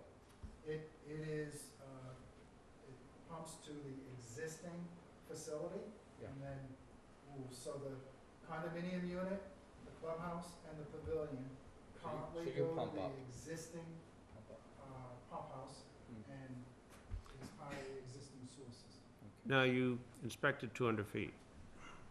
From which end? From which end did you? From the pump house. Pump house. Okay, because a little while ago, it sounded like you came from Onset Ave up, and that didn't make No. any sense to me. And there's no company that has more line or whatever you would need, Oh, we right? gotta That's find what it. you're certifying, that Right, and again, everybody just- has 200 feet. Right. Nobody has 300. No one has 600. No one has 1,000. Not from the research we've done in New England. So maybe someone in California, I'm not sure, I'm not Okay. aware of, but we'd be open to, No, if someone I just knows wanted to make sure someone that that's else. what But you're really... we've asked about 6 or 7 companies. Okay. They've all said the same thing. And just for the record too, when they did do the cleaning and the flushing, they didn't see anything of significance on the lines itself. They said it looked like it was in okay shape, and that was one of the recommendations that our company had when we did the analysis, is to flush the line, because naturally, when we did the analysis, I mean, it functions with the proposed houses, but it's at the maximum bell end of the curve, they will, if you will. And again, the pumps are old, so one thing you can do is to clean and flush the line to make sure there's no solids accumulation to help those pumps pump. And again, it looks like one of the impellers might be starting to wear out. So the pumps itself are in really good shape, and they have a company that maintains it regularly. I don't know, what's the name of that company? I'm sorry. That's Yeah, okay. so it's been a little while. That's not quite true. We were Oh, they told don't. by RDS that the pumps Excuse me, could you come forward and identify yourself, please? So it's RDS that maintains. Thank you. You can use. Deb McGonnell, 36 Bay Point Drive. Is that on? Excuse me? Yes. Okay, I just want to make, Our pumps are functioning, but they are obsolete. They are no longer being manufactured, so they will need to be replaced. And it is getting more difficult to find parts to do the replacement repairs. So I'm no longer on the board, but I do know the board is looking into, changing over to different pumps. Did RDS test those pumps, and do you have a report on those pumps? I don't have anything recent, no. As I said, I'm not on the board, but I do know that RDS does feel that the 28 units could go on the, without impacting. Good. But the pumps are going to have to be replaced. I'm sorry, can it be scoped from the other direction 200 feet? From the other direct, again, there are sewer manholes, but just the distance between are exceeding 200 feet. Well, I mean, you come down the 11th fairway, can you come up the 11th fairway So it Up depends to on a- where the closest manhole is on Onset Ave, and I don't know the answer to that. Okay. But it might be 190 feet away, Yeah. which gives you 4 feet of Right, scope. access, right? Attorney Bowen, did you have a comment? You you forgot, huh? Things have moved fast. With that, I know we're, clock's ticking here. This is a public hearing. If there's anyone here this evening that would like to comment on this project, feel free to come forward.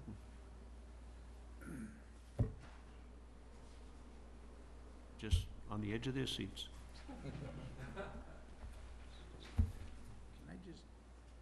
Can we get a little bit of explanation on the developer and the condominium association or homeowners association that will take this over eventually? How that will work? John, do you want to address that?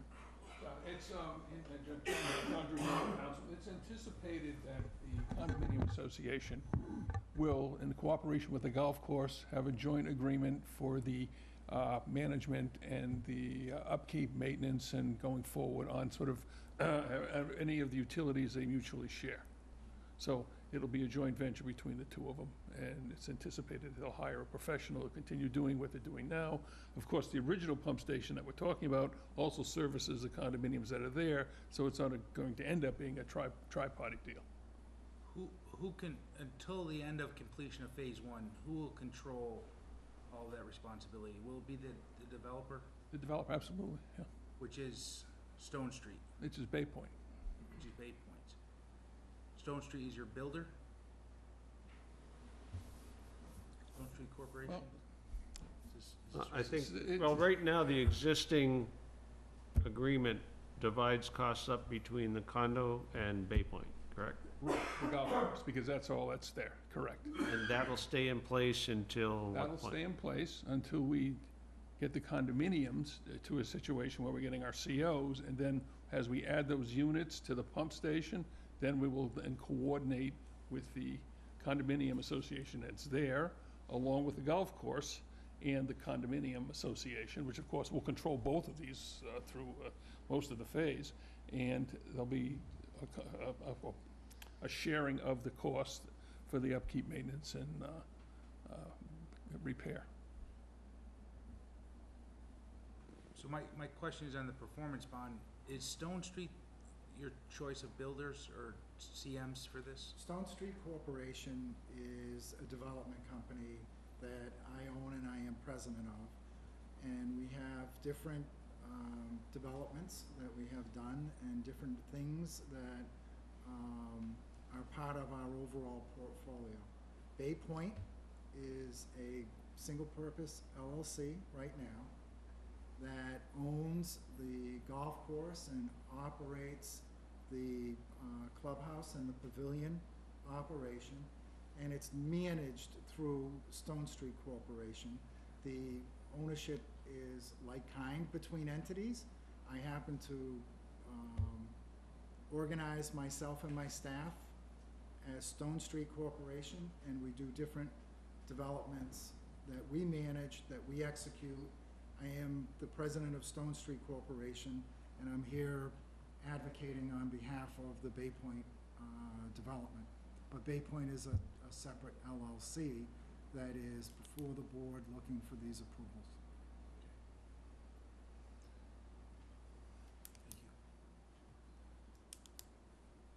Anything else? Any questions from the board?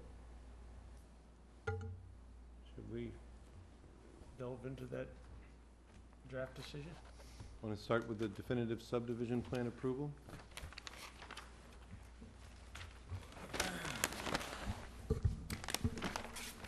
So while you're digging it out, I'll just say a few words about how I prepared this. I used the old decision to the extent that I could, but where it was no longer relevant, I simply omitted it. And rather than go into a long litany of procedural history in that you approved this on January 6, 2016, I just cut to the punchline, which is those decisions were appealed to the land court. The parties agreed to submit to mediation, and we have a new mediation agreement dated November 15th of last year, in which the remand decision to seek a remand was made, and the court has indeed ordered a remand, and here we are tonight. So I'm on the first page of the subdivision decision. There seems to be some blowback about just attaching Exhibit A. I think these comments that you're seeing here largely come from Ken and Charlie. And instead of an exhibit, each document should be spelled out. If somebody wants to take the time to type up that list, I'm good at blocking and pasting. So just send it to me and I'll put it in. We'll have that list here. General findings, this is the same in both decisions. Phase 1 is 28 units. It references the lot layout plan by the engineer dated April 24th, 2017. Phase 2 is 31. Phase 3 is 25. The waiver list I'm now going to get from Principe Engineering, and it's going to give me the section numbers of the provisions that are being waived as shown on the front cover of the plan. I'll plug that in. Well, I've already done that, identified the sections of the subdivision rules and regulations. Perfect. If you just send them to me, I'll... Send that to you. Yep, I'll just plug them in. I remind everybody, and the audience doesn't know this, that in the mediation agreement, I was charged with preparing the decision as mediator, so. Yeah, I'll email it to you. Okay, thanks. As well. And then the general conditions. So some of these are stock and trade for me, and others were contained within the original decision. So prior to endorsement of the definitive plan, there will be a performance guarantee to secure all installation of infrastructure, and it'll be approved as to form by Mr. Bowen. You can't endorse a definitive plan in Massachusetts unless there's a performance guarantee. The performance guarantees just ensure that the common infrastructure will be built, not the buildings. The buildings is between Bay Point Club LLC and the bank. And the bank will obviously want to make sure that the buildings get built. But we're talking about pumps and roads and sidewalks and things of that sort. Endorsement within 6 months. Subdivision control law is a lot of fool me once, fool me twice. So I once had 2 developers pretend that they were arguing for 4 years about the form of the performance guarantee. And there's an 8-year freeze, but it's dated from the date of endorsement, not the date of approval. So they actually were trying to wrangle a 12-year freeze in the zoning regulations. And so you got to come in within 6 months and show us your performance guarantee. The definitive subdivision plan will be recorded within 30 days of endorsement. Proof of recordation will be provided to the board. I'm on number 5. 24 months to complete the Phase 1 construction. This is a trigger mechanism for the performance guarantee. If you don't have this, then you tell the developer, hurry up. Their answer is going to be, I'll get there. But if you have a 24-month deadline, you can actually exercise on the performance guarantee. The usual course of events is that there's an extension, and you give them another 18 months or 12 months or 24 months. But at some point, when it's too late, you can always, once the deadline comes, for example, right now I'm chasing $1.15 million from the Lowell 5-cent bank in Haverhill, where the developer has walked away from a booster station. And the bank has the money, and they're going through bankruptcy foreclosure proceedings, and will build it if they have to. Number 6, build it in accordance with the record plans, no substantial changes. Changes which are minor and not substantial may be reviewed by the planning board. Without a public hearing, changes which are substantial will require a new hearing under Chapter 41, Section 81W. I think there had been a suggestion that the planning board doesn't have the authority to approve any changes. That's not the case. If the changes are deemed insubstantial, the planning board can just do so. Can I ask a question on that? Sure. Because I'm the guy who wrote that extra stuff. Yep. When it says that, in terms of the modification or decision, whatever it is, that the provisions of 81W insofar as they apply, what does that mean? Because that's why I said that Well, you're going to change the location of a head wall from here to across the room. Right. Some physical feature out in the field, I can see that. right. But if they make us a change on the plan that reflects any of the grading of the design of the system, at what point do you say that's a modification? I think it's first of all, it's in the planning board's discretion. So if you think it's a modification that warrants new drainage calculations, for example, I don't disagree at all. I think that is an 81W event. On the other hand, if a building is 21.2 feet from the closest building to it, and it goes down to 20 feet. You anticipated those changes in the writing of this decision. I don't think that that requires a public hearing. And if we accept the condition that I suggested earlier, where it's never going to go below 20 feet, then it'll be in here anyway, and it'll allow for adjustment. That's a part of the site plan, not this particular document. Yeah, you're right, it will go in the special permit. Have you rectified that final number of 10 feet 8 inches to 15 feet, or what was the final decision? Well, I think, let me go through this and then we'll come back to that. I think that is a site plan special permit issue, but I think the applicant heard that in those two instances of 10 feet 8 inches, it might be easier if they just fixed it and were able to do better so that we didn't have to deal with that. I'd rather see it at 20. Well, there are others that are under 20. There are 16 feet 8 inches, I saw an 18 feet somewhere. Can you, while we're talking, can you count the number of instances in which they're closer than 20? Sure. Okay, just, you'll update us when we get there. Can I ask a question, Mr. Media? Should the plans reflect the actual acreage they're building the 84 houses on? I think the plans are reflecting the total acreage of Bay Point complex. It does reflect it. If somebody gives me that number, I'm happy to put it in. It does reflect it. It's 22 some odd. Yeah. Some odd. Instead of the 130, whatever. 18? Instead of the 130 acres or No, it whatever. does reflect it. It Yeah. references the 22 acres in Yeah. the plans. I didn't see it, so I'll find that for you, I Mr. saw I'm 18 sure, someplace. it probably should be reflected for recording purposes, so that the condo association knows what they own at some I point. think believe each it's on the parcel lot is layout. shown that way, Mike. Say it again? Each parcel on the definitive plan that will get recorded has its own acreage shown. Right. Give it does. Perfect. Okay, so I want to make the point again on number 6, that, and I'm happy to include language, that whether or not it constitutes a substantial change is entirely at the discretion of the board. And I think it might even behoove the board to determine that if it's an insubstantial change, it might be able to be done by your agent, whether that's Ken or Charlie. In the past, we've given some latitude. That's why I was trying to quantify what we were Right. talking about, so Ken would have a guideline, like if it's, if it's a 5-foot swap, then yeah, it doesn't need to come in. I can try to list some things. I've done this before. I think I circulated the Legacy Place decision in which Bob Fishman from Nutter McLennan was very careful in, if they had 90 acres of open space, we can adjust the boundaries of the open space as long as it doesn't decrease by less than, I don't even remember, 2% or something like that.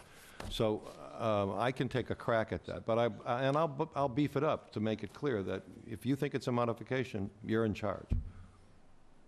Other than, minor changes that we can identify that to work out in the field, normally a change would come before us and we would make the decision then, whether it was major or minor. Okay, I'm going to leave in the language that the board or its agent may determine, because you'll delegate accordingly. Number 7, this just references the special permit and site plan approval, and it's trying to make it, these two are linked together, so that anybody who buys this, for example, knows that they have to get those documents as well. And then 8, 9, 10, 11, 12, 13, 14, 15. I'm not imaginative enough to come up with the porta potty on-site requirement myself. 16, 17, 18, 19, and 20 were all in the original decision, and I didn't change a word. Maybe I edited the tense of a verb. Under special conditions, again, 1, 2, 3, 4, 5, which has been edited. And those, again, those edits are Charlie and Ken.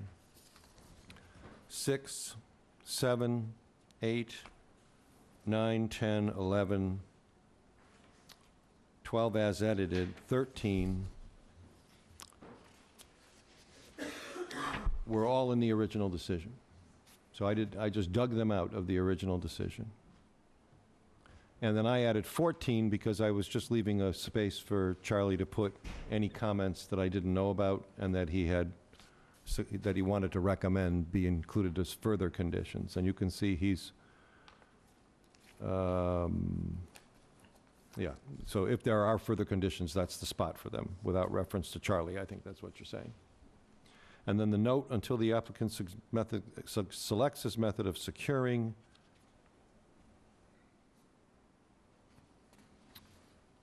Yeah, of course. If it's not going to be a covenant under 81U, it needs to have a number attached to it for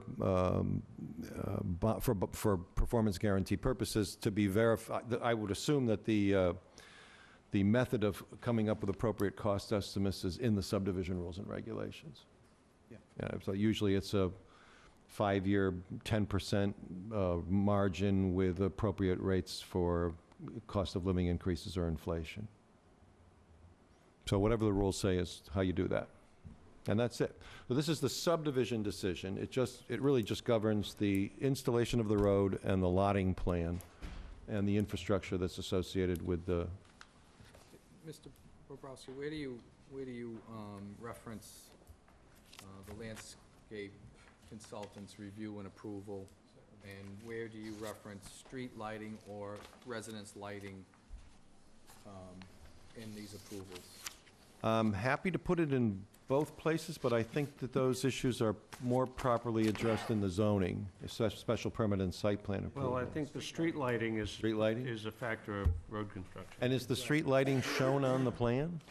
No, Okay, that's my question. it's not clear. And also the landscape review, I'm not sure if you're gonna try to reach out to, I've already emailed him this evening, so. okay. Mike, I think that would come under site plan. The Say again. landscaping? Yeah. Yeah. What? The landscaping would come under the site plan decision. I just don't know, that's why I'm asking. I figure if I don't ask, then, What do the rules and regulations say with regard to lighting? If you know, Charlie. That street lights will be shown on the plan. Oh, I got it. They So have been, section 4D, page 20, Whatever that is. 22. It can be a waiver. There have been many instances where street lights on separate circuits that can't be shut off can be put at each house location or driveway location Yeah. as a substitute for street lights.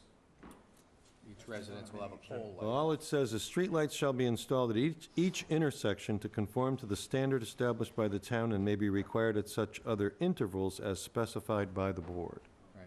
That's it. That's all of the wisdom on street lighting. We've had other subdivisions where they've asked us to forego street lighting and then put a pole light at each residence. And in the course of that, as specified by the board, is your agent, Mr. Rowley, chiefly responsible for determining where a light should go?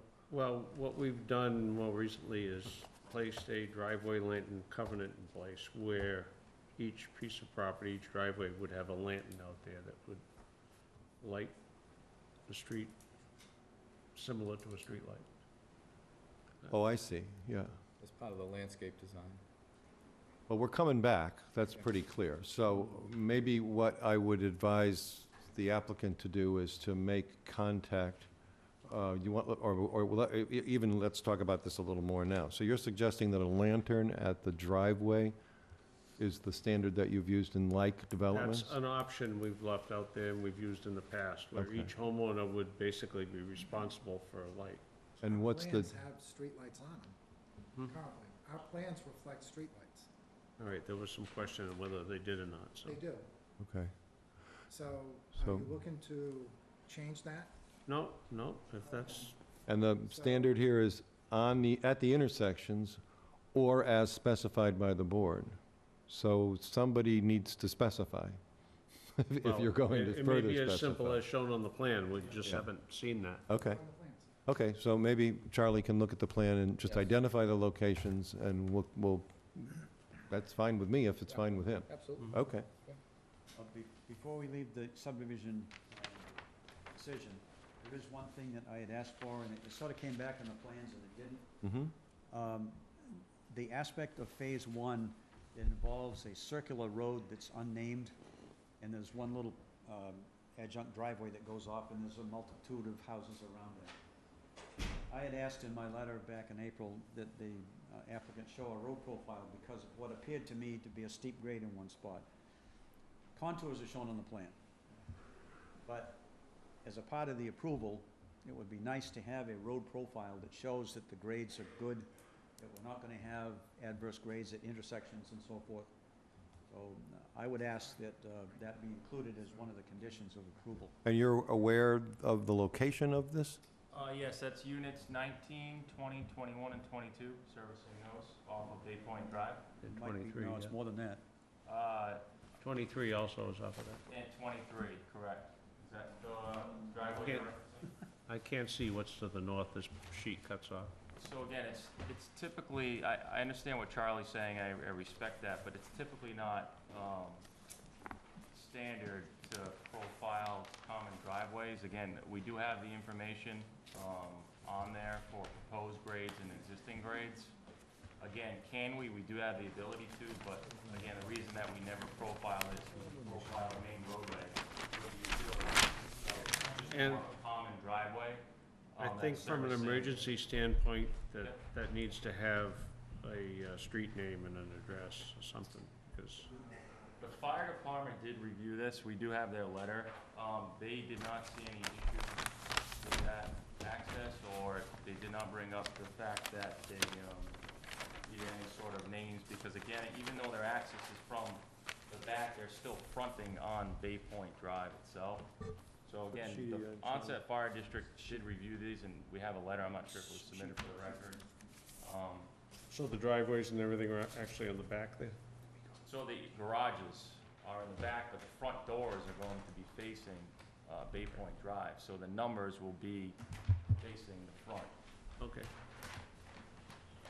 And again, that was just another way to circulate and get the parking off of Bay Point Drive. So there's also 4 guest parking spots there, and again, that circulates and solves a problem, getting more cars off of Bay Point Drive.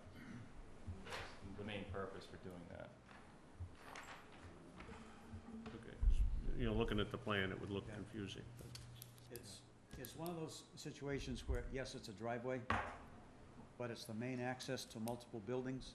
Construction's gonna be exactly the same, depth of pavement, depth of base course material, width of the pavement, grading. To have a profile to see exactly how that intersects with Bay Point Drive, especially on the northeasterly end, where it appears to be rather steep. It would help just satisfy my concern that we don't have an intersection that where you've got Run Road coming down like this and all of a sudden it flattens out. I don't know how much detail the Onset Fire Department put into looking at that aspect of it. They probably looked at the turning circulation, may have looked at the placement of hydrants, but I'm not sure how much they looked at that. But whether it's a driveway or whether it's a laid-out street, the reason you've got it there is exactly the same. And the conditions of construction are gonna be exactly the same. So they ought to have some information. It doesn't have to be necessarily in a formal plan to go into this set. Even if it was a separate profile sheet that's in working form, at least I'd have a chance to look at it. And if there's any issues that came up, we can address them. Does that work? I mean, again, we do have the ability to profile that, so if we can all agree that you'd like me to profile it, we'll profile it. Okay. It would be helpful to me. Sure. Anything else with regard to this draft subdivision decision? I mean, obviously, I have to put on the signature block and all the rest of that. Charlie, will do that as a side letter to you with the profile, not part of revising the plan set? I have no problem with it if the Yeah. board does. It would be, I'd ask you to copy the board with any correspondence that you Sure. give me. Sure. so Mr. that- Buckland? So, is yeah, that so okay? he's got it for the file. Okay, perfect. And whatever deliberations we go through, they will get copies of it, so it's a part of the record. Sure. But it doesn't have to be incorporated as a formal document in the plan set. Hearing nothing, I'm going to turn to the site plan approval and special permit approval, which I I think, need a copy.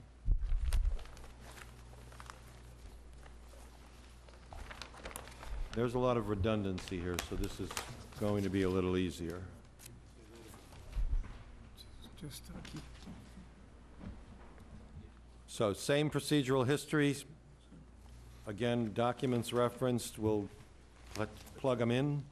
General findings are the same. At the end of the general findings, you'll see a new paragraph that says, "Construction of Phase 1 will begin first. Subsequent phases may be constructed thereby shortening the total construction period. Development shall proceed in good faith. Subsequent phases to Phase 1 cannot be constructed until such time as Starboard and Beacon are approved and under the subdivision rules and regulations and the zoning bylaw for site plan approval. So what that's telling you is that the only details you have here are Phase 1, and that's all that's really able to go forward. If they're going to build Phase 2 and 3, they have to come back and go through the exact same process with full review by your consulting engineer, and the board has to do another vote under 81W. Findings required. I lifted these from your zoning bylaw. The first is section 590.2. These are the criteria for any special permit decision in the Conference Recreational District. And then in the lower section, section 1510, these are the criteria for decision-making for site plan approval. I'm on page 3. In your first decision, you made the following determinations, and they were rather generic rather than specific, so I lifted them. And that's, the board hereby makes the following determinations. Been a couple of edits here, but this is what allowed you the first time to approve both the special permit and the site plan approval, and the language looked good enough to carry over into this decision as well. General conditions on the next page. Again, project will be constructed in accordance with record plans. Changes which, in the opinion of the board, are not substantial may be approved by the board or its agent. Same language I'm putting in the definitive subdivision plan section will go here. This is entirely at your discretion, and this would not be an 81W in this case. It would be a new application to modify the existing special permit. But again, you hold the key in your hands. If you think it's substantial, he has to submit the application, and a new public hearing has to be held. If you think it's insubstantial, then you can let him go forward. And I will again try to list some things, same things, that don't cross that line between insubstantial and substantial. Number 2, referencing the definitive plan approval in the special permit decision as I did in the other one. And now, again, 3, 4, 5, 6, 7, I think I added commencement of construction shall mean grubbing and clearing. That's it, in number 6. But 7, 8, 9, 10, 11, 12, 13, 14, 15, 16, 17, 18, and are all in your original decision. I changed the language in number 19 simply to refer to the statutory provision in Chapter 48, Section 9, which sets a 2-year lapse in the event a special permit is not used or commenced, or commencement of construction within 2 years. It does reference except for good cause, which your original decision did not, and I just wanted to get that reference in. People are mistaken. I think that the legislation did not change your bylaw to 3 years. It says you may change your bylaw to 3 years. You'd have to go to town meeting to do that. That's correct. We have it as 2 years. Yeah, right. So it's still 2 years. It says 3 on this form. No, we're going to leave 2. Oh, yeah, you're going to go back to 2. Special conditions, this is number 1 and number 2, just state what we've already stated. 28 Phase 1, 31 Phase 2, 25 Phase 3, a total of 84 altogether.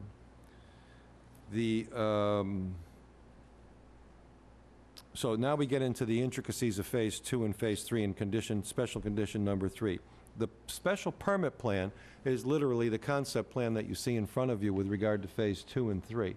And you are approving that here in the special permit site plan approval. Is the pump station located on the plan? Which? The new pump station, the one for Phase 2 and 3.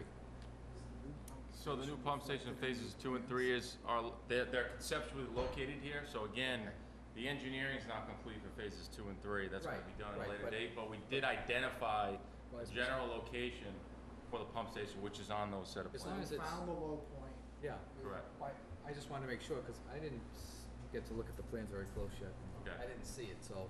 Sure. And Mr. Bobrowski's saying we're kind of conceptually approving what we're seeing, so I just. I would assume that might be subject to change, though, depending on the final design. Correct. Or And- whatever may be But on at there least as at least location. it's generally found on the plan. So it's not gonna be a surprise. Okay. So the, I could reference the sheet, which, and if, for the record, again, it's sheet 17 of 26, development plan number 5. In between, specifically units number 47 and 48. So we have a proposed sewer pump station call out with just a box, Okay. because that has yet to be designed.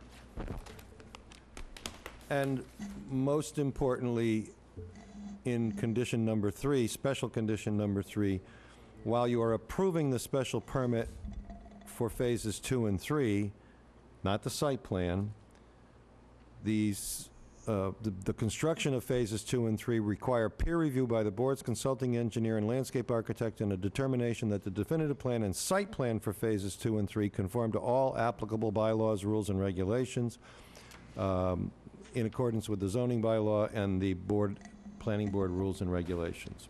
So it's a Pyrrhic victory for the applicant that they have a special permit for phase 2 and 3, but they cannot build it until they come back and go through this entire process in detail. And that's more or less reiterated in condition number 4. 5, 6, 7, 8, 9, 10, 11, 12, 13, 14, 15, 16, 17, 18, 19, 20, 21, 22 are all in your original decision. I think, go back to 15 for a second, I think it said prior to the issuance of any building permit, and I had put in prior to the issuance of a CO, because typically that's the stage at which you would get the condo docs approved. Also, it doesn't make any reference to the existing condo association and how they're gonna interact. Should we address that? That's a good point, and I will add language there that the applicant will show how they're going to do that. The condo docs have to be approved as to form by town council, and that would obviously need to be referenced here. But I'd like to put back in prior to the issuance of the CO. I don't understand your point with that, Mr. Barrett. Well, I know the golf club and the existing condos have a relationship on common, like the sewer, and they have a relationship on how they interact, how they divide up their costs, say, on the sewer pumping station. Correct. I think that you need to demonstrate how that's gonna be going forward. Is it split up into thirds? Is it based on water flow? How do you plan to? So that agreement is in place, and we'll be happy to share a copy of that with you. But it will change when you add your third partner. Pardon me? It will change though when you add your third partner. Right now it's 2 partners. But when you add the condo association. So I think we're talking about 2 different agreements.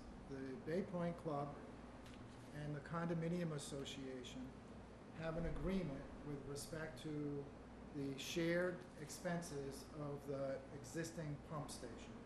There's a formula where we share the cost of maintenance and the cost of it. As we build additional units, that formula is going to change unit by unit as the units are put into service, and it will burden this side of the table more than that side of the table. That agreement is in place. There will not be an additional agreement because the condominium association is not affiliated or connected with the existing condominium association.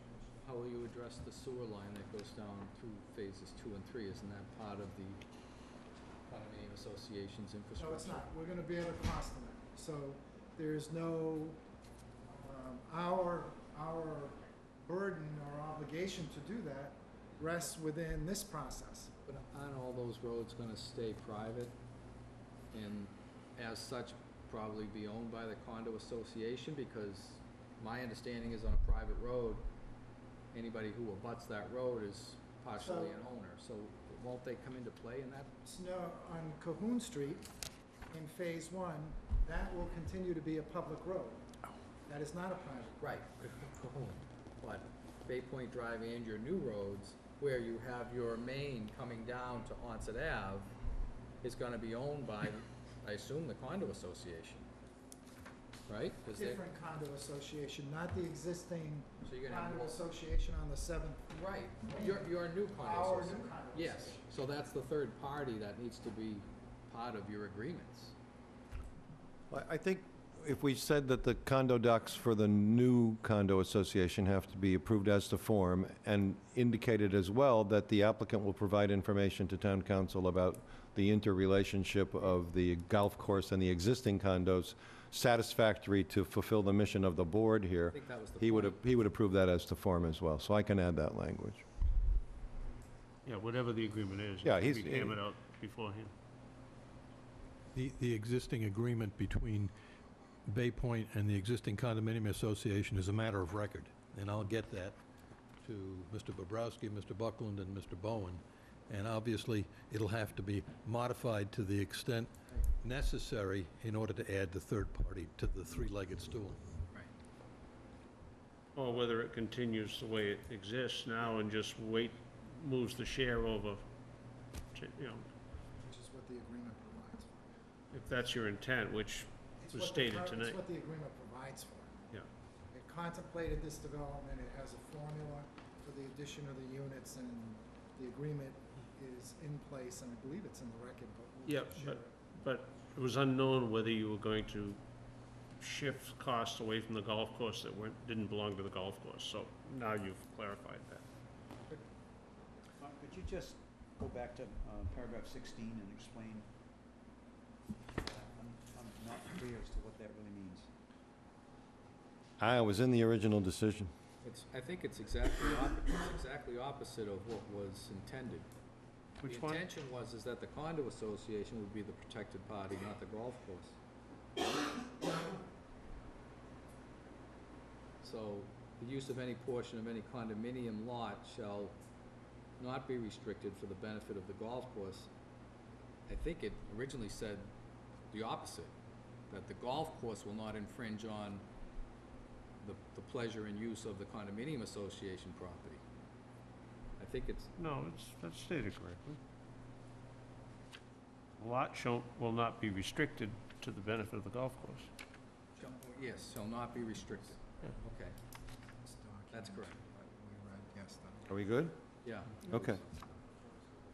How close is it to? So there's a couple of things that need to be cleaned up here. Number one is the point that Charlie and Ken made at the back end. Note, there's no mention of giving any latitude to the applicant.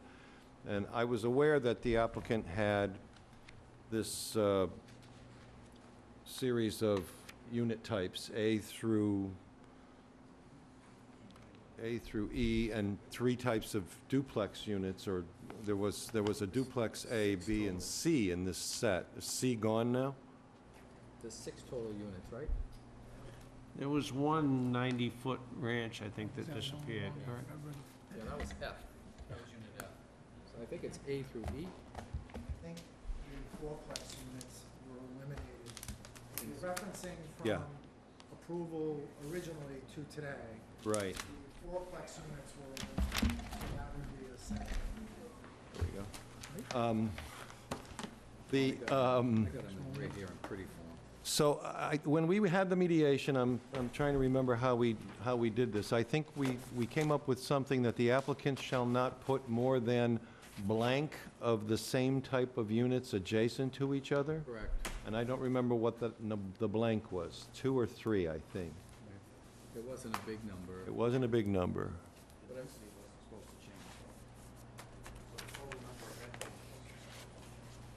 It's so that if a unit becomes the favorite, that everybody doesn't have the same home side by side. So I would propose that we put, the applicant may mix and match styles A, B, C. Which one of the styles of the single-family, is it A through E? That's it? I think, F is gone. was E the one that was removed? So it's A through E, and Was E then, removed? Was that the long ranch that you removed? No. No, this isn't a, So that was the two-family ranch, correct. right? The big Yes, long? yeah. Okay, so A through E for singles and, and so it's A through E, there is no F? And then we have A and B. Style XA and XB, is that still part of the? Show townhouse on these plans, townhouse style A and B. Yes, that's what I have as well. Yeah. So I'll prepare the condition that says that not more than 3? Is that for just discussion purposes? You can't have more than 3 of the same house in a row? This is, yes. That work? Okay. And while we're on the subject of A through E and the 2 types of townhouses, Ken prepared a table of landscape plantings, which I received. I don't know if any of you have seen it. No, that wasn't distributed to. Okay. And what he's done is suggested some, go ahead and tell him what you did. Well, what I did was I took the landscape plans, counted up the number of plantings for foundation plantings, privacy plantings, and street trees, and identified the number of plants that would be associated with each style. And have you seen that? So there's, the document we're reading this evening is not the document I read yesterday, so I certainly would like to reserve some rights to all of the things that you're saying as we're moving through this. Have you seen this matrix that Ken prepared? So with respect to that matrix, I have not reviewed it individually, although I believe Don Layton, who just recently, 5 minutes ago, left, I believe that reflects his plan. So I have not Correct. reviewed that to the extent that it reflects the plans that we've got in our submission. Yeah. Then I have seen it without reviewing it and calculating it. So I'm just trying to kill 2 birds with 1 stone. We got A to E, you can mix and match, not more than 3 in a row, and A to E will have the landscaping that Ken summarized in the matrix. We just attached the matrix. We got ourselves that covered as well. Those are gonna be reviewed by Mr. Huntress or his replacement. Yes. Yeah. Sounds good. Okay. And you were gonna put that verbiage in about the setbacks? And that was my next point. I'm going to put in a condition. I Well, think it's more but let me do this first. Have you, Yes. what have you got for my Yes, so- tabulation? So phase 1, Woodland Terrace North, the buildings that are less than 20 feet, we have 3 of them. It's duplex 3-4 to duplex 5-6. We have a relationship of 19.3 feet. Yep. And then building 25 to 26, we have the 12.9 feet. But again, I'd like to note that that is between garages on those 2 structures. Buildings 27 to 28 have a separation distance of 16.9 feet. Okay. So that's the 3 in phase 1. I also did phase 2. Well, Frontage in phase 1, Mr. Princeby, is all, like, I'm very confused with the front setbacks, where the plan shows 12 feet, but you explained to me it's not really 12 feet. So it's 12 feet to... So 12 feet from the front property line, just to make the distinction between setback to road and So building because setback. the road is 40 feet and you're only building 24 feet with the berms or whatever in the sidewalks, Correct, so there's still some 6 feet there or 5 feet or... correct. So add 12, so 18 if you want to call it to the roadway. Yeah. So add about 6 feet to the setback distances we have on the title sheet.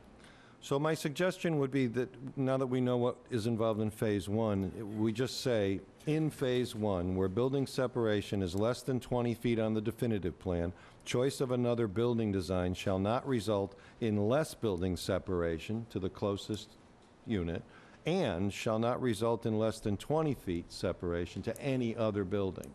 If the building separation is more than 20 feet on the definitive plan today, then it can be adjusted, but it shall never be less than 20 feet to any nearby building.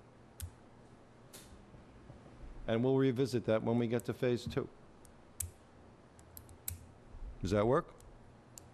Works? I'm sorry, I have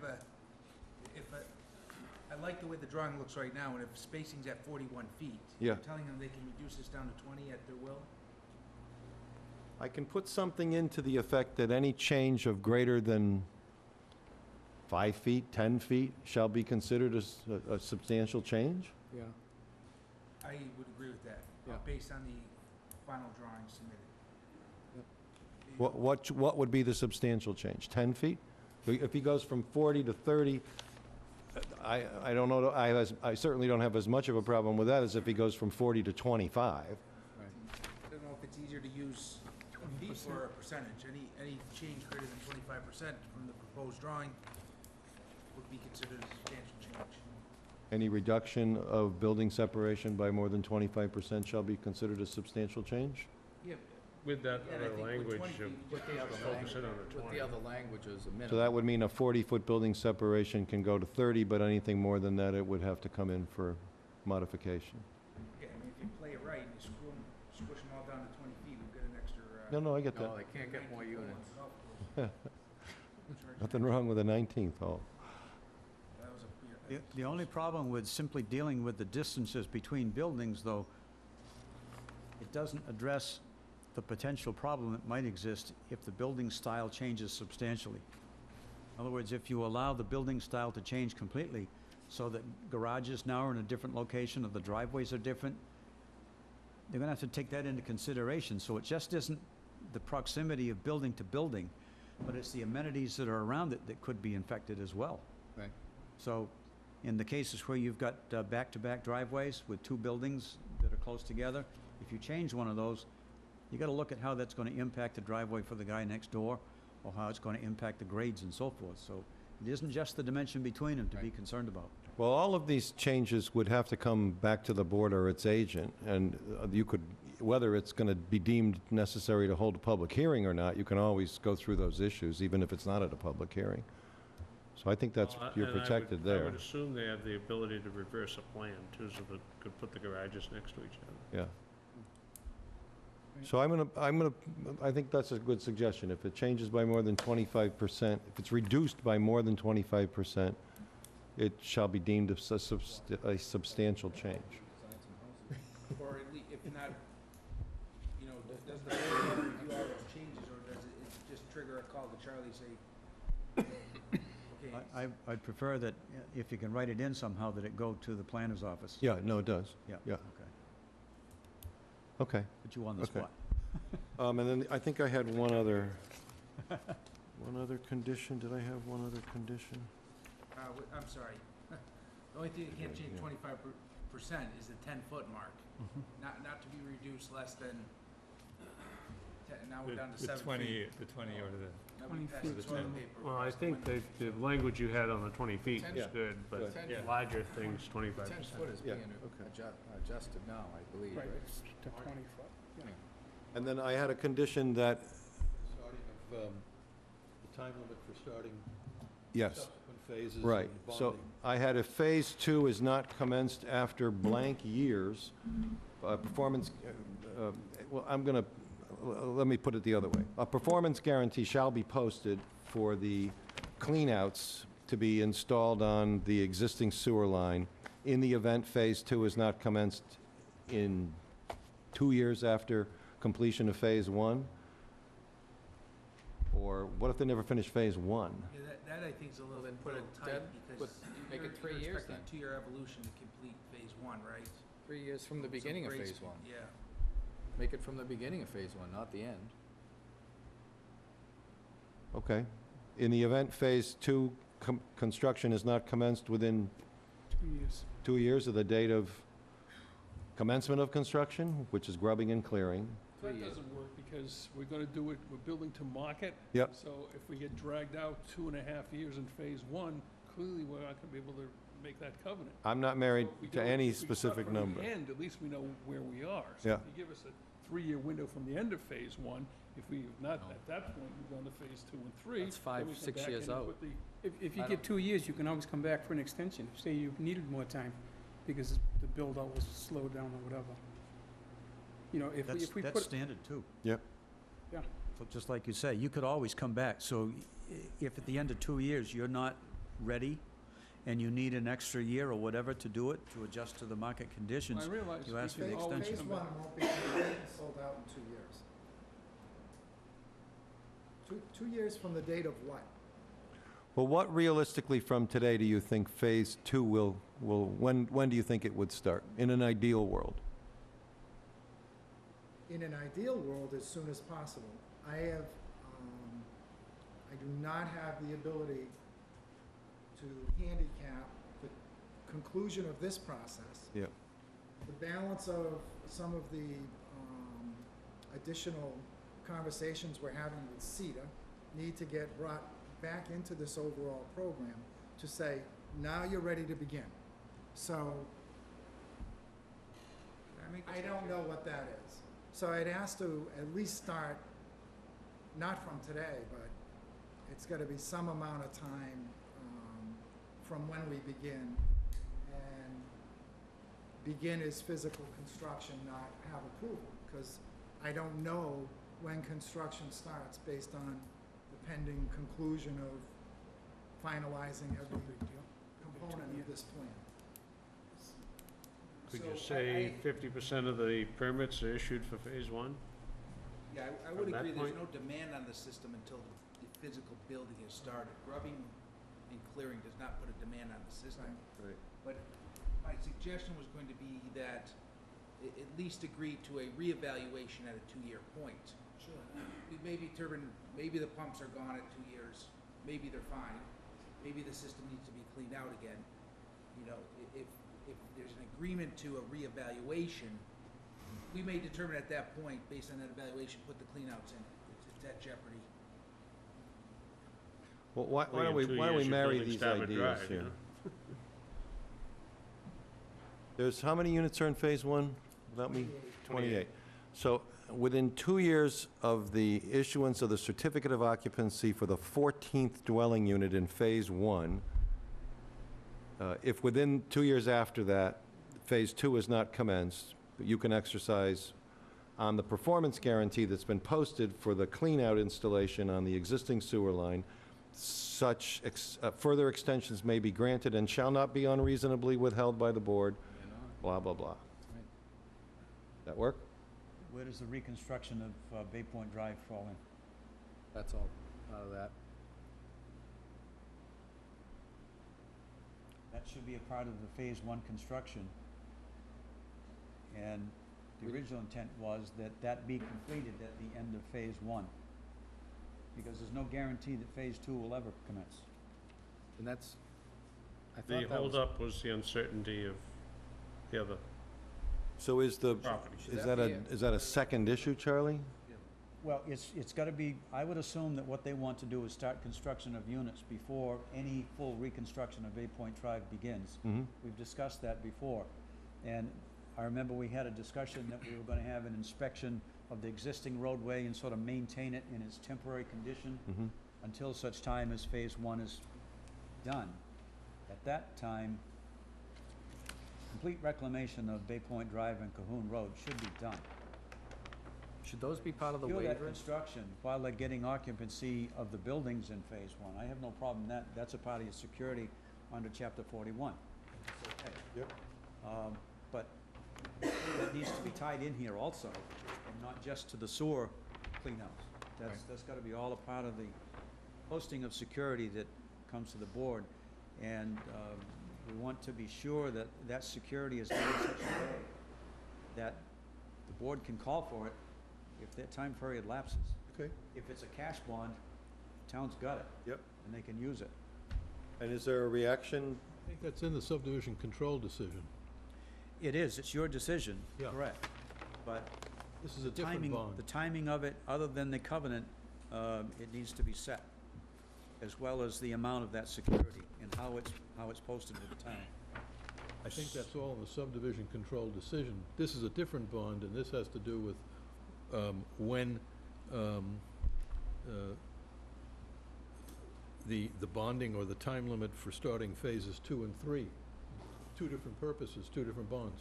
Yes, but the reconstruction of the sewer line to put the inspection ports in should be a part of the phase one security. I thought that's what we talked about. That's in this decision, the site plan and special permit. Well, it's gotta be in both of them, really. But I thought Wasn't we had agreed it would be a part of the phase one work. Part of phase one, Bay Point shall repair and maintain in good passable condition Bay Point Drive from its intersection with Onset to Cahoon and Cahoon easterly to the end. Prior to commencement of any repairs, talk to the board. It shall be the responsibility of the owner to call for the scheduling of inspection. Prior to the completion of Phase 1, all of Bay Point Drive shall be full-depth reconstructed in accordance with the approved plans. Right? So that's bonded work. That's already bonded work in the subdivision. That other acquisition, that doesn't affect parcel A, does it affect parcel B? Yes. That means, Charlie, that if, when they get ready to start pulling building permits and construction, if they haven't done that, they have to post a bond for it, or some sort of performance guarantee. And that would be part of your calculation for the total amount of the performance guarantee. Right, I was just trying to connect the two. I thought we had connected it before with the cleanouts as a part of Phase 1 in case Phase 2 never comes to fruition. Yeah. I don't think there's anything in the decision about the cleanouts. I can easily add this Bay Point reference to the special permit decision. And I can easily add the cleanout to the subdivision decision. So why don't I do that? Okay.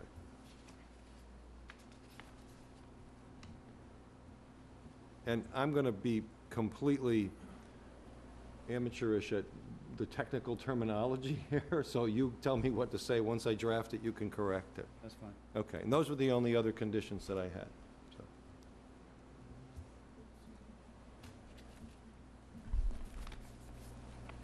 So I can easily take a crack at this.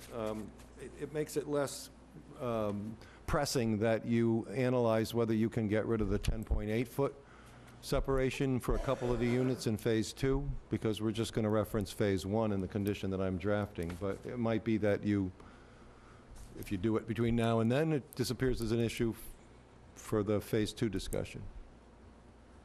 And I would expect that we'd be able to come back in fairly short order to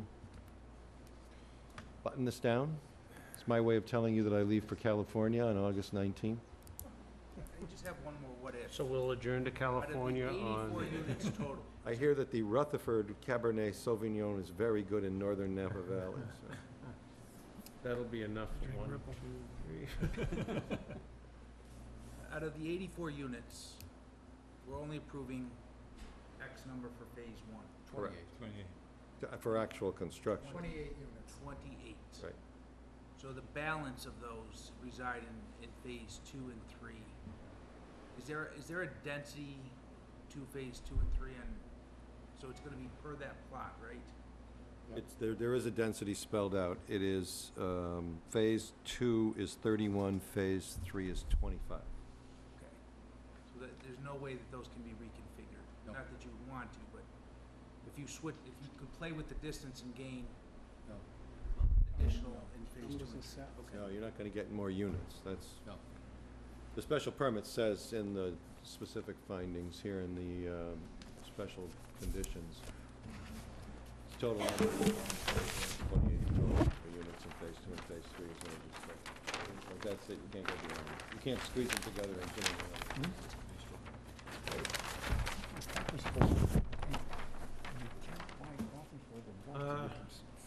Anything further this evening from public comment or board? So, Mr. Chairman, this will remain open until our next meeting? Be looking to continue to our next meeting, which is August 14th. You'll also want to continue the decision deadline as well. Yeah, we did want to take that up. I don't, at the last continuance, I don't remember the date that was put on as a... It's left as July 31st. It still stayed July 31st?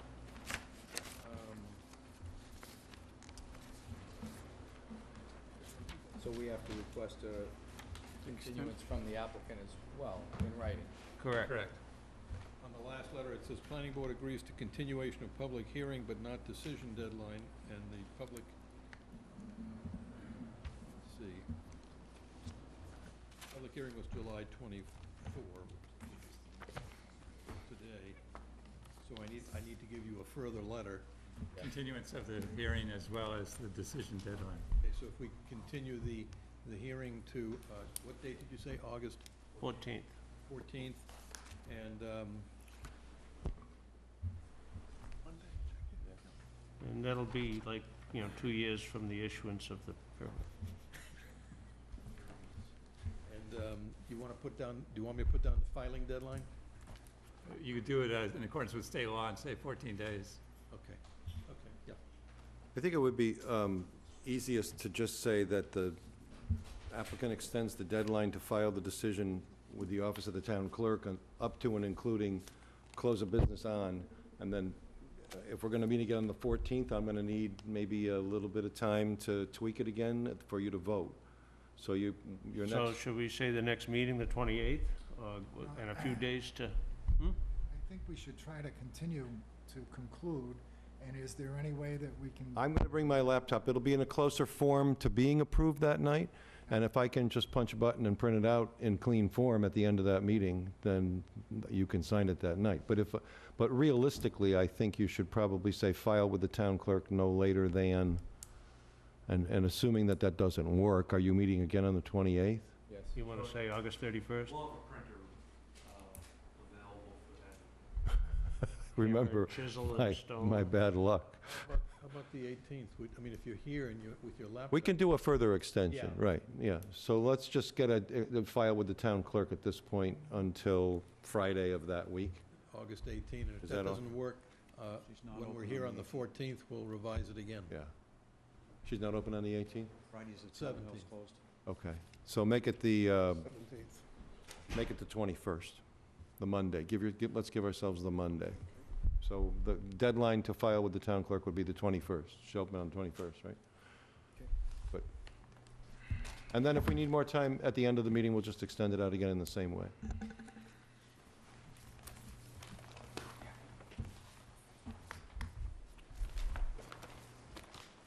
Did I hear a motion? To continue to the... Motion to continue, That would be site plan, special permit, and definitive subdivision. Was there a second? Second. Discussion? All in favor? All right? Thank you. That wasn't so bad now, was it? Is this meeting adjourned or? No, we have to officially adjourn. Introduce myself. Just close the hearing. You know what, Mike, give me that set of plans. I'm going to take that with me, because I probably have a... Oh, I gotta go back and have. I wasn't aware that it didn't automatically... We're getting there. Finally getting there. Is it August 28th that you're meeting? Everything's in place. A 14th. lot of days. Thanks, Mr. Ray. Okay, August 14th. Yeah, you too. Yeah, just, where is it? Public hearing is continued. Where is it? Board meeting. There is someone. That's fine. It's all good. It's all good. It is all good. I need a drink. As you said. You don't help. The first phase, the condo phase? Did we adjourn? All condominium.